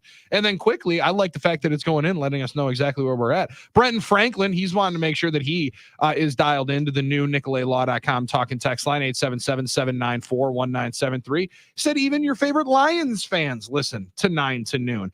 As we're realizing that we're maybe bigger with more than just Packers fans like Ty and Merrill. Another Bears fan here, unfortunately. Not that much success lately, but hopefully Caleb brings some finally hope. Longtime listener, love the station. Met Butchie at the PGA Senior Open at Century World a couple of summers ago. There you go. So you never know when you're going to meet and encounter new Nooners. It's one of our favorite things is to let everybody know about the fun collection of conversation that we get each and every day here on the NicolaitLaw.com talking text line. John, we were talking I didn't think Butchie was that old. Senior Open already? Louise. Yeah, no doubt. He is. Wow. He's a little older than you would think. Wow. A little older than you'd give him credit for. He's that young soul that you think keeps it so fresh. Keeping it fresh on the ground, John, for as we're talking some Packers and Jags coming in here this weekend. Travis Etienne is a name that a lot of fantasy owners really, really like. Tank Bigsby is a name that fantasy owners are really, really not liking if they own Travis Etienne on their fantasy team because he's taken away a bunch of the touches here over the last couple of weeks for the injured Etienne. We're going to play You Better You Bet in a couple of minutes from right now. But this stat just came by for Tank Bigsby.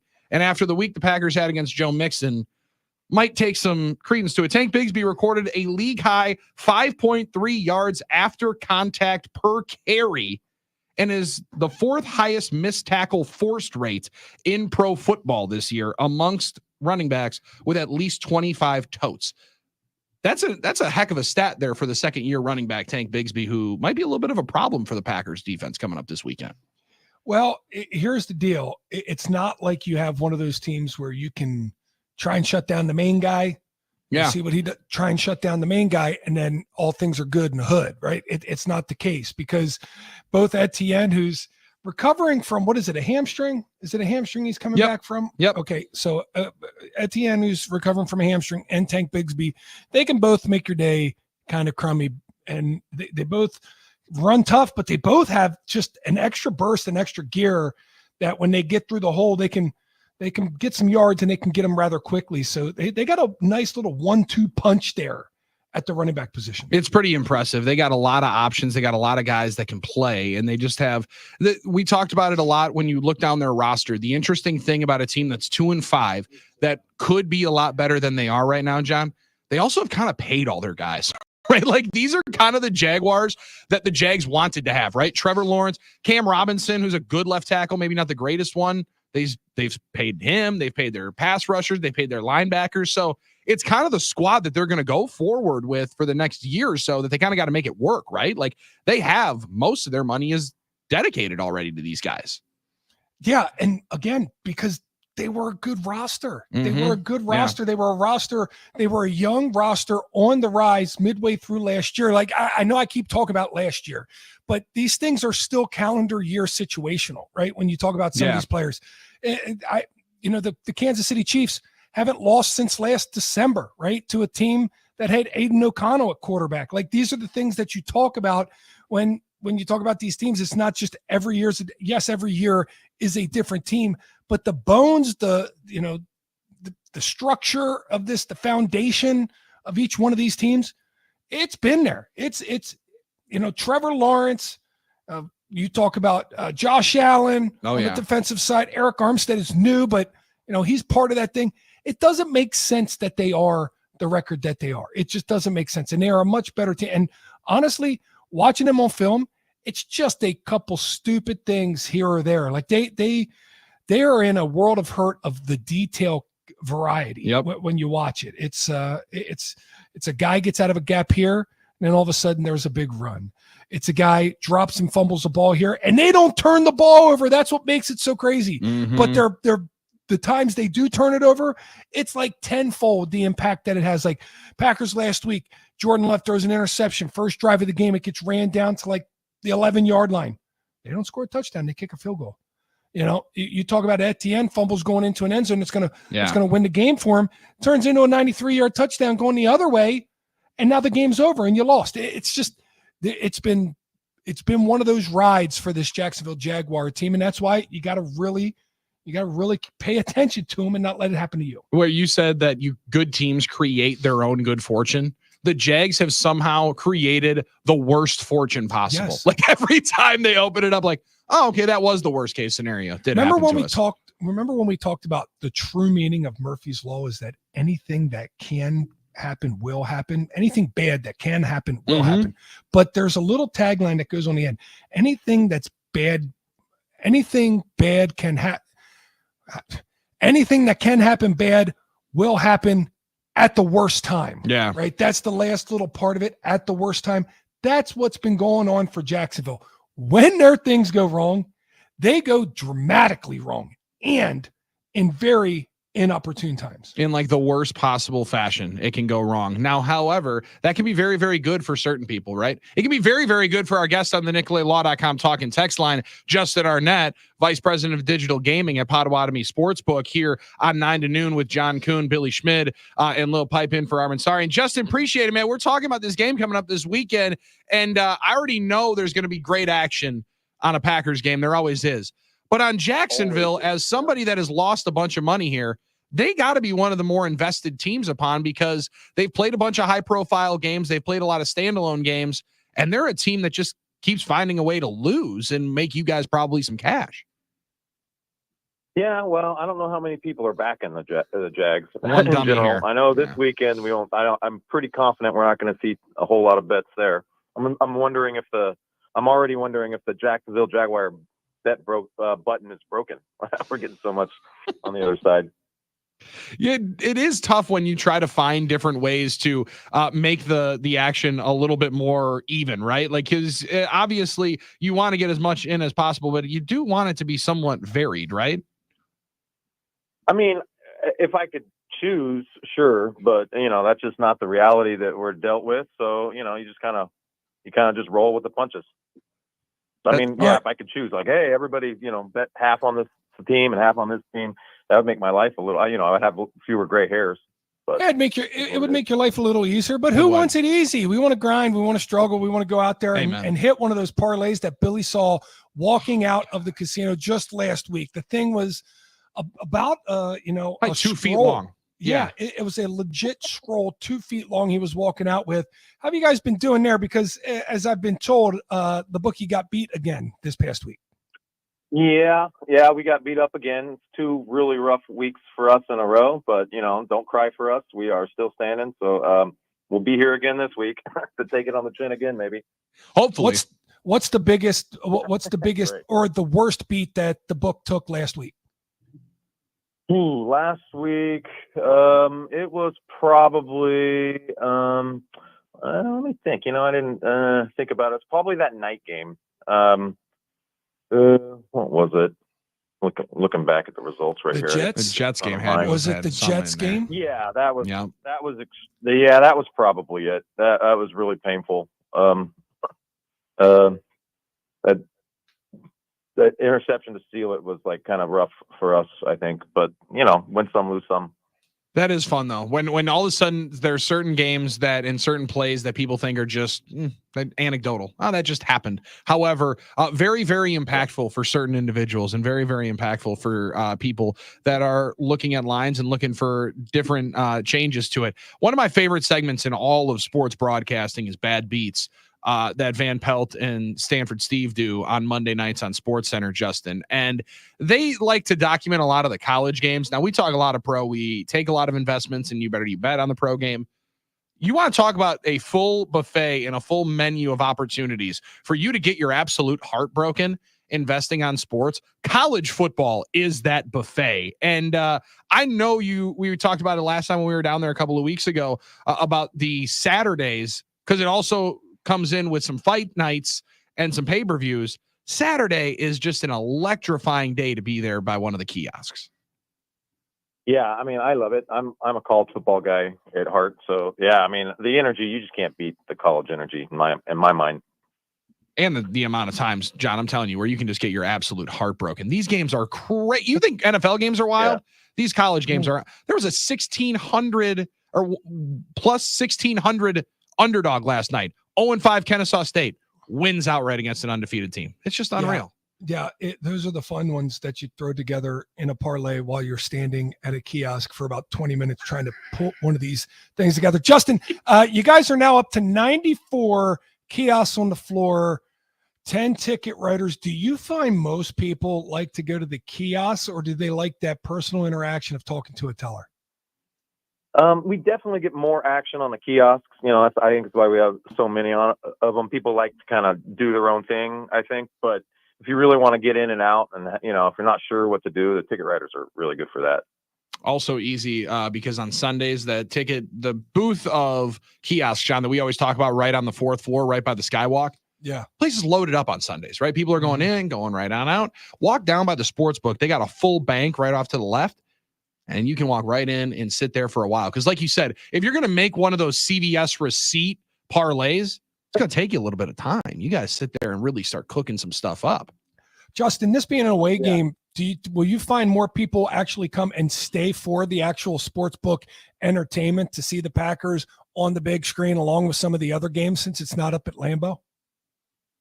Boy, you know, I don't know if I noticed a difference really. Like, we're packed either way when the Packers play. You know, like there's a butt in every seat, and you know, people standing room only having a good time. Beers being drank. Yeah, no doubt. Those beer towers are electric. Like that was one of the best decisions you guys did, was putting in those beer towers. Because when you can tap it yourself, John, and you just see it start slowly going down at the table, you know it's a good time. One of my friends, Justin, this past weekend had to serve a fantasy punishment. He was in the sports book from 8 a.m. to 9 p.m. Is that a punishment? That's what I said. He's like, this is a fantasy punishment. I'm like, that sounds like God's gift to a Sunday for you to be able to sit there for 13 hours belly up. Telling your wife you're going down to the casino for the day. Why are you going? That's 13 hours. You don't. What are you doing down? It's a punishment. Sorry, I got to do it. It's my punishment. It's my punishment. Yeah, I got to start losing in your fantasy league, I think. We got a spot for you. No doubt about it. Well, Justin, we appreciate it, man. As always, we'll be down there to see you coming up, and always look forward to it, my man. Thanks for hopping on with us. Yeah, appreciate it, guys. It's always fun to hang out with you guys. It's always good talking some sports investing, some sports wagering, and hitting a Coons Can't Miss coming up in a couple of moments. That's our guy, Justin Arnett, Vice President of Digital Gaming from Potawatomi Sportsbook. You know, I never asked him. I should have asked him what has he thought about the recent streak that we've been on. I mean, it's seems a little Thursday. Short. Yeah. It's Thursday. We already got a winning week under our belt again. I mean, this is uncharted territory, the amount of success we've had on these can't misses. Couldn't you notice just a little bit of frustration in his voice, right? Like, seemed like a little like, oh, these guys is handing out winners all over the place. Well, he said the books lost 2 weeks in a row. And I'm like, well, sorry to do my part in that one. I really apologize. Yeah, I'm so sorry. I am so sorry. He said, don't cry for us. Trust us. We won't. We are going to hit the Potawatomi Sportsbook here, but first, it also includes food. It includes a couple of tunes, and includes that being sung right here on 9 to noon.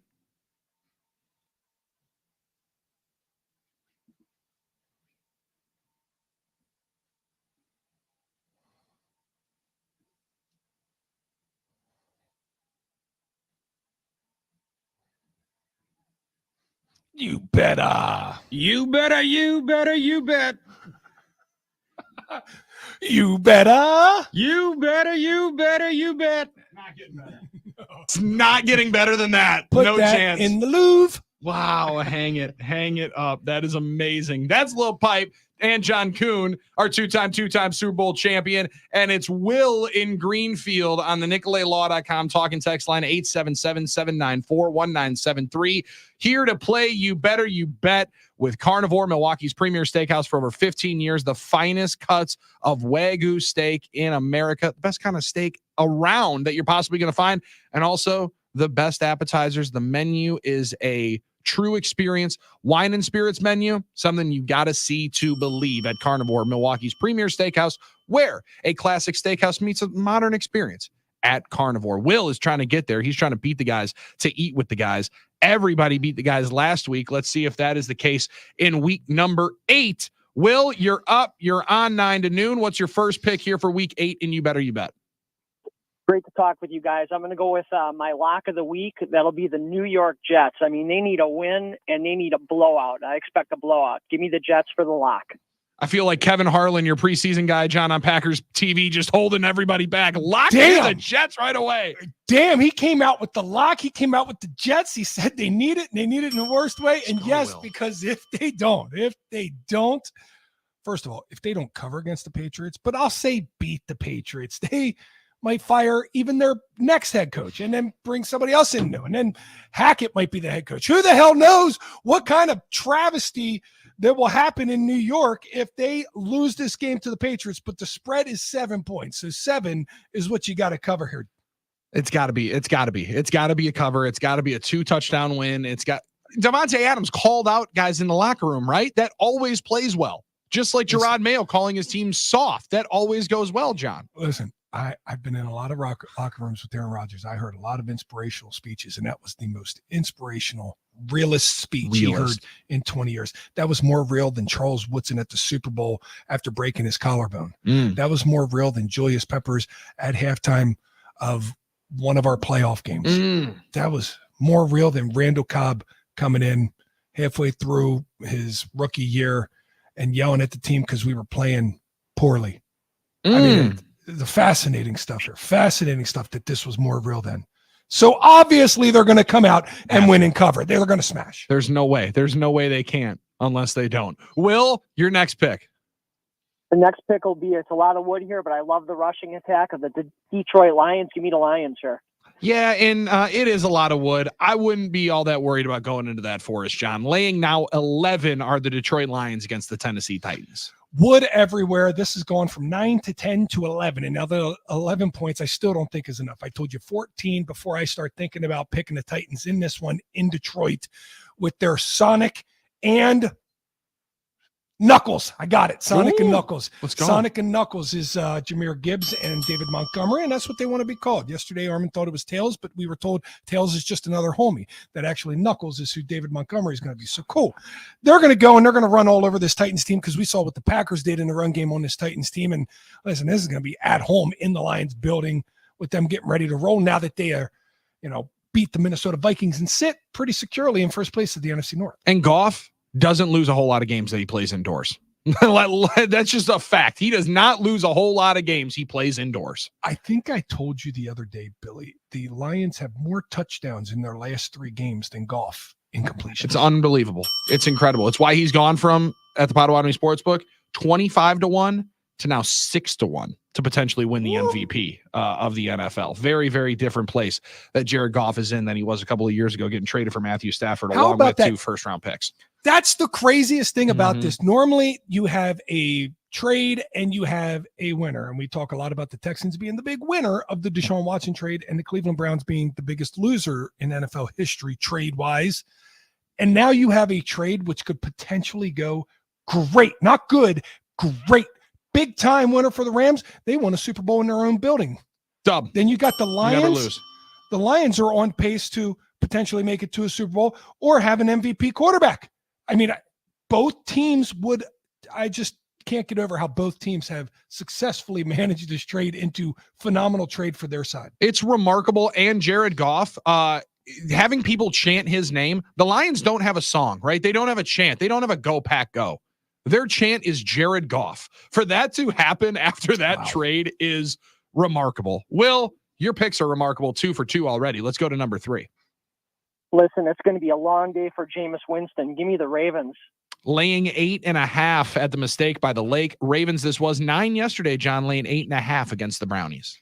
You know, I got a feeling one of these are going to surprise him. One of these are going to surprise him. All this wood that he's going out there and carrying and lumber hauling and all that stuff, but that's fine because I like every single one of them, and I'll be wrong too when it comes to making my picks on Fridays because this is what we got. This is what we have on the docket this week. Don't have a lot of those close, tight games with two good teams playing one another. We got a lot of favorites, and we got a lot of dunces, and here we got another one, Ravens versus Browns in the AFC North. And a lot of road favorites as well. Will, what's your next pick? I hope this team doesn't let me down. It can't happen. Give me the Pack, baby. Let's go. There we go. Give them the Pack. Laying 4 at Jacksonville. Fascinating game. Fascinating game. We're going to talk so much about it. Was 4.5, John, down to 4. Do you think this is kind of where it sits? I think it is because I think Vegas is looking at this the same way we are. Packers should win this game. They should easily cover this game. Based off of what both these teams are this year, this is the Packers game. However, they know that Jaguars team, they just spent 2 weeks over there in London, finally got themselves a win and come back home. They're too talented individually to be this bad as a team. You would think at some point in time they show that. The Packers are right there. They're the next opponent. Long London flight home for a lot of team bonding. Could be the Jaguars coming in this weekend. All right, what's your final pick here, Will? Listen, the final pick, Daniel Jones is going to have a hard time, man, in Pittsburgh. Give me the Steelers. Taking the Pittsburgh Steelers at home against the Giants, Monday Night Football, laying 6 for Russ and the Steelers. John, again, I don't know. I co-sign a lot of things on this radio program. I feel like I co-signed all of Will's picks right there. So did I, and that's what's scary because all the picks except for one were over that magic 5.5 number in the spread category. You got a lot of favorites, got a lot of wood to carry, and you got the Packers. So, Will, good luck. Check in and see how you do next week. There he is, Will in Greenfield. He just hung up. Hey, he's ready. Hey, he said, listen, I delivered my winners, all right? Now you deliver me a winner in the Coons Can't Miss, and it'll all be good in the neighborhood.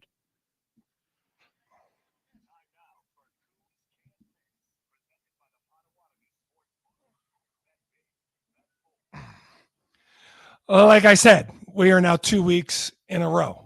2 weeks of winners, winners, winners. And before that, it was previously 8 out of 9. So collectively, this is 10 out of the last 11 weeks. I've given you nothing but winners. That's amazing. Nothing but winners, 10 out of the last 11 weeks. What are you doing not jumping on this? What are you doing not tailing this? But tonight, I've already got 3 in a row this week. Armin said I got 4 out of 5 last week. That's 7 out of our last 8 picks. 7 out of our last 8 picks. And tonight I'm going with the Minnesota Vikings -3 against the Rams. And I don't get to pick Thursday night games. So this is going to be fun for me. I don't get to pick Thursday night games on You Better You Bet because we don't pick till Friday. But I do think the Vikings are going to end up winning this football game. And I think that for a couple of reasons. Number 1, Cooper Kupp's back. Number 2, Matthew Stafford got Cooper Kupp back. Wait, John, that doesn't sound right. Wait, what are you talking about? Listen, the Rams are not going to want Cooper Kupp to get hurt right when he gets back as they're trying to trade him. Trade him. He's going to have a couple clean routes, a couple slick routes that he can say, hey, look, I'm still fast. I'm still good. And Matthew Stafford's going to say, look, I can still throw when I have a good receiver on my team. And both these guys are going to get traded within the next 10 days because where there is this kind of smoke, there's generally this kind of fire. I think the Rams end up trading both of these guys. And I think the Vikings know that too and might actually pick up one of these guys. I think the Vikings win this game and cover the 3 points after losing last week to the Lions. I'm with you right there. I like that is a fascinating number. I've stared at it for a long time. Why is it not different? Something has to be on Thursday night, the long flight, but also something has to be looking at the Minnesota Vikings and saying they're way better than this Rams team is right now, especially like you said, if they're trying to trade a couple of their best players. The Stafford trade, that ain't happening, right? They're not trading Matthew Stafford there in Los Angeles, right, John? Right? They're not trading Matthew Stafford. I think they are. And unless, and this is the one way that my pick tonight could potentially go wrong. Do the Rams have one last stand in them? This is they're coming off. They're coming off a bye week. They're coming off a bye week. Do Matthew Stafford and Cooper Kupp have one last stand in them? Is this the game? If they win this game, do they go out and say, if we win this game, we still have a season in the NFC West? Because it is not that far out in front of them yet. Yeah, it's wide open right now. Or if they lose this game, is it a sell factory and Sean McVay is working on television next year? I think that's the most likely scenario. And I, for one, as a viewer, would be a big fan of it. I'll enjoy watching Sean McVay on television, especially if it turns out as good as it is with Bill Belichick. 877-794-1973. New NicolaLaw.com talking text line. More 9 to noon. Bucks with a win, and we just got a message on the new toll-free NicolaLaw.com talking text line. Dear Nation, expecting a little run from this Buck squad. Knock on wood. GA, Dame, Middleton, Belo, stay healthy. Might be a title run. Well, maybe. We'll pump the brakes there. Or just push the accelerator all the way down to the floor. 9 to noon with Coon, Billy, and Lil Pipe. Straight ahead on the game.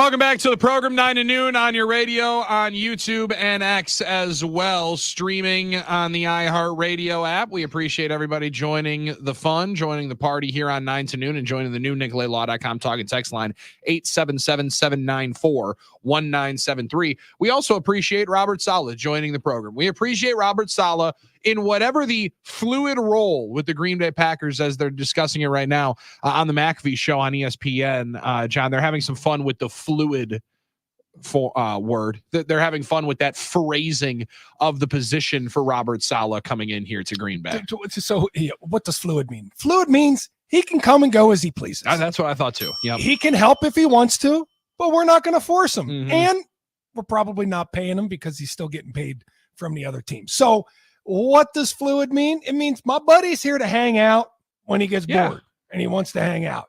Football guys are football guys. Football guys, when you get time off for a football guy, it drives him crazy. Now, my gap year, I like to call it my gap year, 2018, didn't bother me too much. Yeah. I'm sorry to say. I don't know. All these football guys that can't stay away from football, I don't know.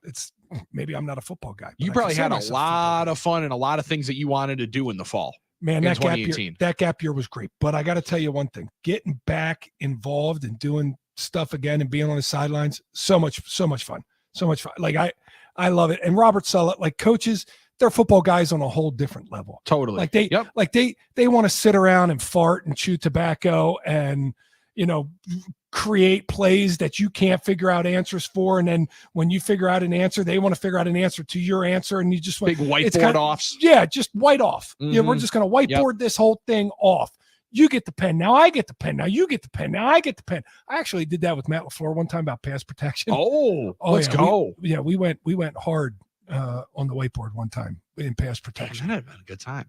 Then again, there's also some other ones in those coaches clinics every once in a while turn into that, John, where like late at night, everyone's got, some styrofoam cups of some bourbon or whatever, and it's getting passed around and all right, go 4th and 2, gotta have it. What are you drawing up? And people are just rocking up there drawing like, okay, so this is a Saturday night. That's a Wednesday in a football facility in the offseason, right? Yeah, I can't tell you how many times, yes, you're talking that, but how many times I've done that. Like I mean, just when I was down in New Orleans, hilarious. When I was down in New Orleans, there was a lot of, what do you think about this? What do you think? So, guys, I know it's for me, but I'm talking belly. We want to run. Yes. But we don't want to run it like belly. Yeah. So fullback dive. No. No. Listen, you were very successful with fullback dive, John. We watched it. wasn't fullback dive. Look, let me just show you.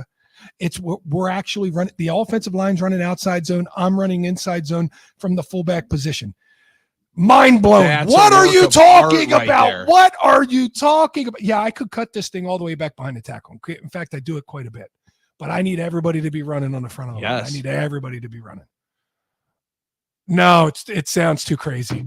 Sounds too crazy. We're not doing it. It is awesome. The guys just try to football each other, and it happens all the time. But you mentioned it, John, of being around it.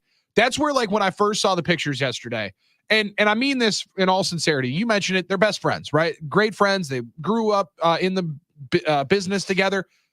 I would like to know who needed it more, right? Like Robert Saleh, have it taken away from you. I imagine he needed it more, right? Saleh needed it more. He needed it. This is Matt.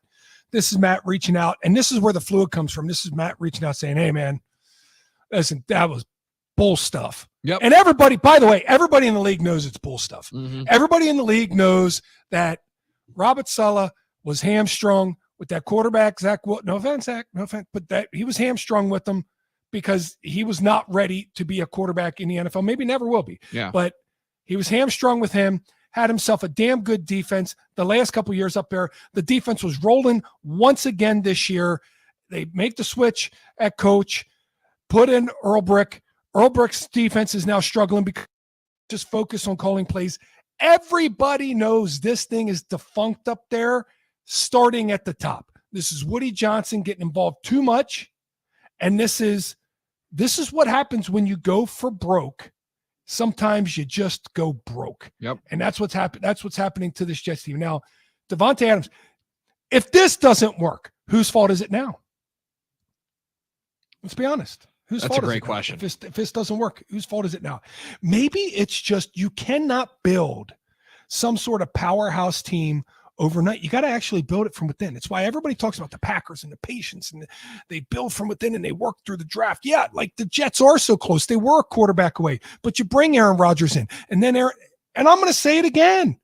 He is allowed to leave to go to Egypt. He had to pay a fine, big whoop, but he didn't attend the mandatory minicamp. You don't win football games in mandatory minicamp. I absolutely agree with that. But what you do is maybe you build a culture that doesn't need to be spoken to by the newest man in the room after you lose to the Pittsburgh Steelers. Maybe you build a culture that doesn't need to have Davante Adams tell them just after arriving 5 days earlier that they don't have any fight, that they did football. Robert Saleh came from that. And Matt is reaching out saying, we all know you got a bad job, that you got a bad break, and that you were here for some good ball. You want to come help us out with some self-scout? We'd love to have you. Come and go as you please. And we'll love to have you more times than not. And that's what he's going to do. And I think it's awesome. I think the more the merrier to help us get to a Super Bowl. That's the way I'm with you. You know, we already have 5,000 employees at Lambeau Field. What's another one in? And my favorite question that arose online yesterday was, well, if they win the Super Bowl, will he get a ring? You're damn right. Yeah, we'll give him a ring. Absolutely, we'll find him a piece of jewelry. And then he can send a picture on ring night to Aaron and Devontae and say, hey, you guys didn't think Jordan Love was going to be able to win one of these, huh? No, it should go straight to Woody Johnson. It should go straight to him. Ambassador Johnson, say thank you very much. Because apparently that's what he wants to be known as. He was not Woody's guy and worth very now, because now Robert Saleh is our guy. 414-799-1973. That was the number that you were sending all your talk and text messages into on 9 to noon.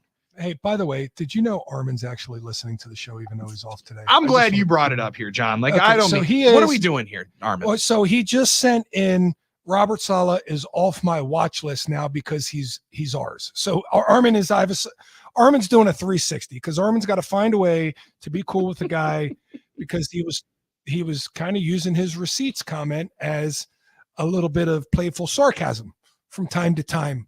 In fact, many times over the last year and a half, he's been using that. And he's been having a great time with it. But now he said Robert Saleh's here, so I think Armin needs to issue a formal apology. I think it needs to come in the form of a tweet. And once he formally apologizes, Robert Saleh, for all the sarcasm that he threw his way, then we can make amends and then he can be off his watch list. I'm a fan of that. I think that has to happen. And hopefully this one doesn't happen on Zabin's show, right? Like when Armin makes the apology, makes the announcement, he doesn't do it on another program. He chooses 9 to noon to be the one in which he does it on. I also love the fact that, John, an off day for Armin Sarian means that he's listening to every single word of this radio show. Armin, hang up the radio and go do something fun with your family. Go do something fun for us. I don't know. Go have some lunch or something. Go get one of those bread bowls that you talk about Schneidman and John sharing at Panera. Go and enjoy your day. Maybe go over to Natty Oaks and get a big bowl of chili or a nice smash burger and enjoy your day, Armin Sarian. He will rejoin us coming up on Monday. Lil Pipe is in that seat for him. John Kuhn, our two-time Super Bowl champion. And I'm Billy Schmid right here on 9 to noon. We will round third, head for home on the other side of a quick timeout. Tim Allen in for Mike Heller here today on the Mike Heller Show. That will take you from noon to 3. And Drew and KB live in Madison. University Avenue Football Feast starts up at 3. I'll join with Matt LePay coming up at 5. Will Illinois match Schneidman from 6 to 7. And we'll give away some Packers tickets on campus of UW-Madison. It'll be a fantastic football feast. That's all coming up here today on The Game. Stay tuned. We got more 9 to noon right after this.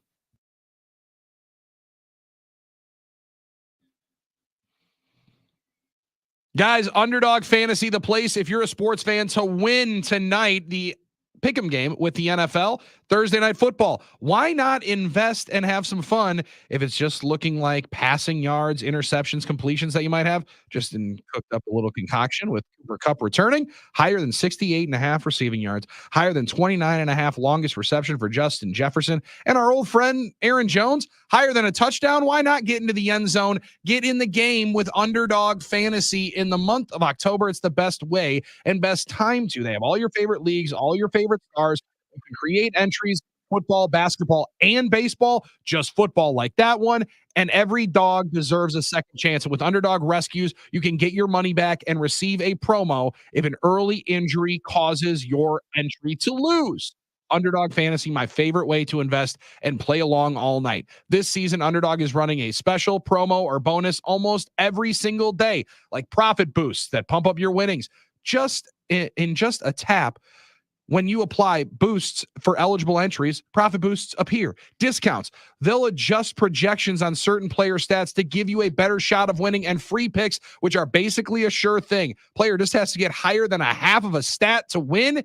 All users get a free pick when you're a new user, and it's currently Boosttober. Now through October 27th, use a boost to boost your profit. In an NBA profit, entries up by 20%. Underdog is literally giving you an unlimited profit boost to make on basketball picks. So download the app, sign up with promo code Billy, deposit now, and get up to $1,000 in bonus cash instantly. That's promo code Billy at Underdog Fantasy. Must be 18 plus and present in the state where Underdog Fantasy operates. Terms apply. Concerned with your play? Call 1-800-GAMBLER or visit www.ncpgambling.org.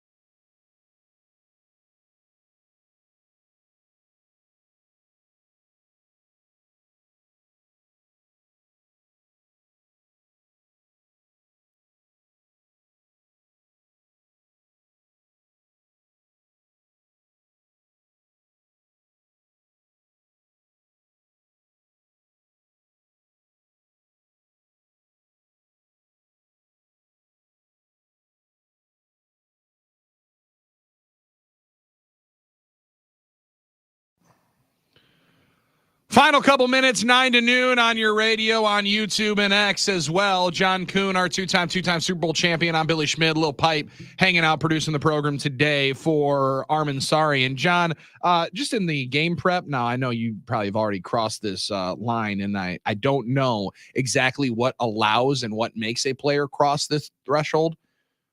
But when did Josh Allen become Josh Hines Allen?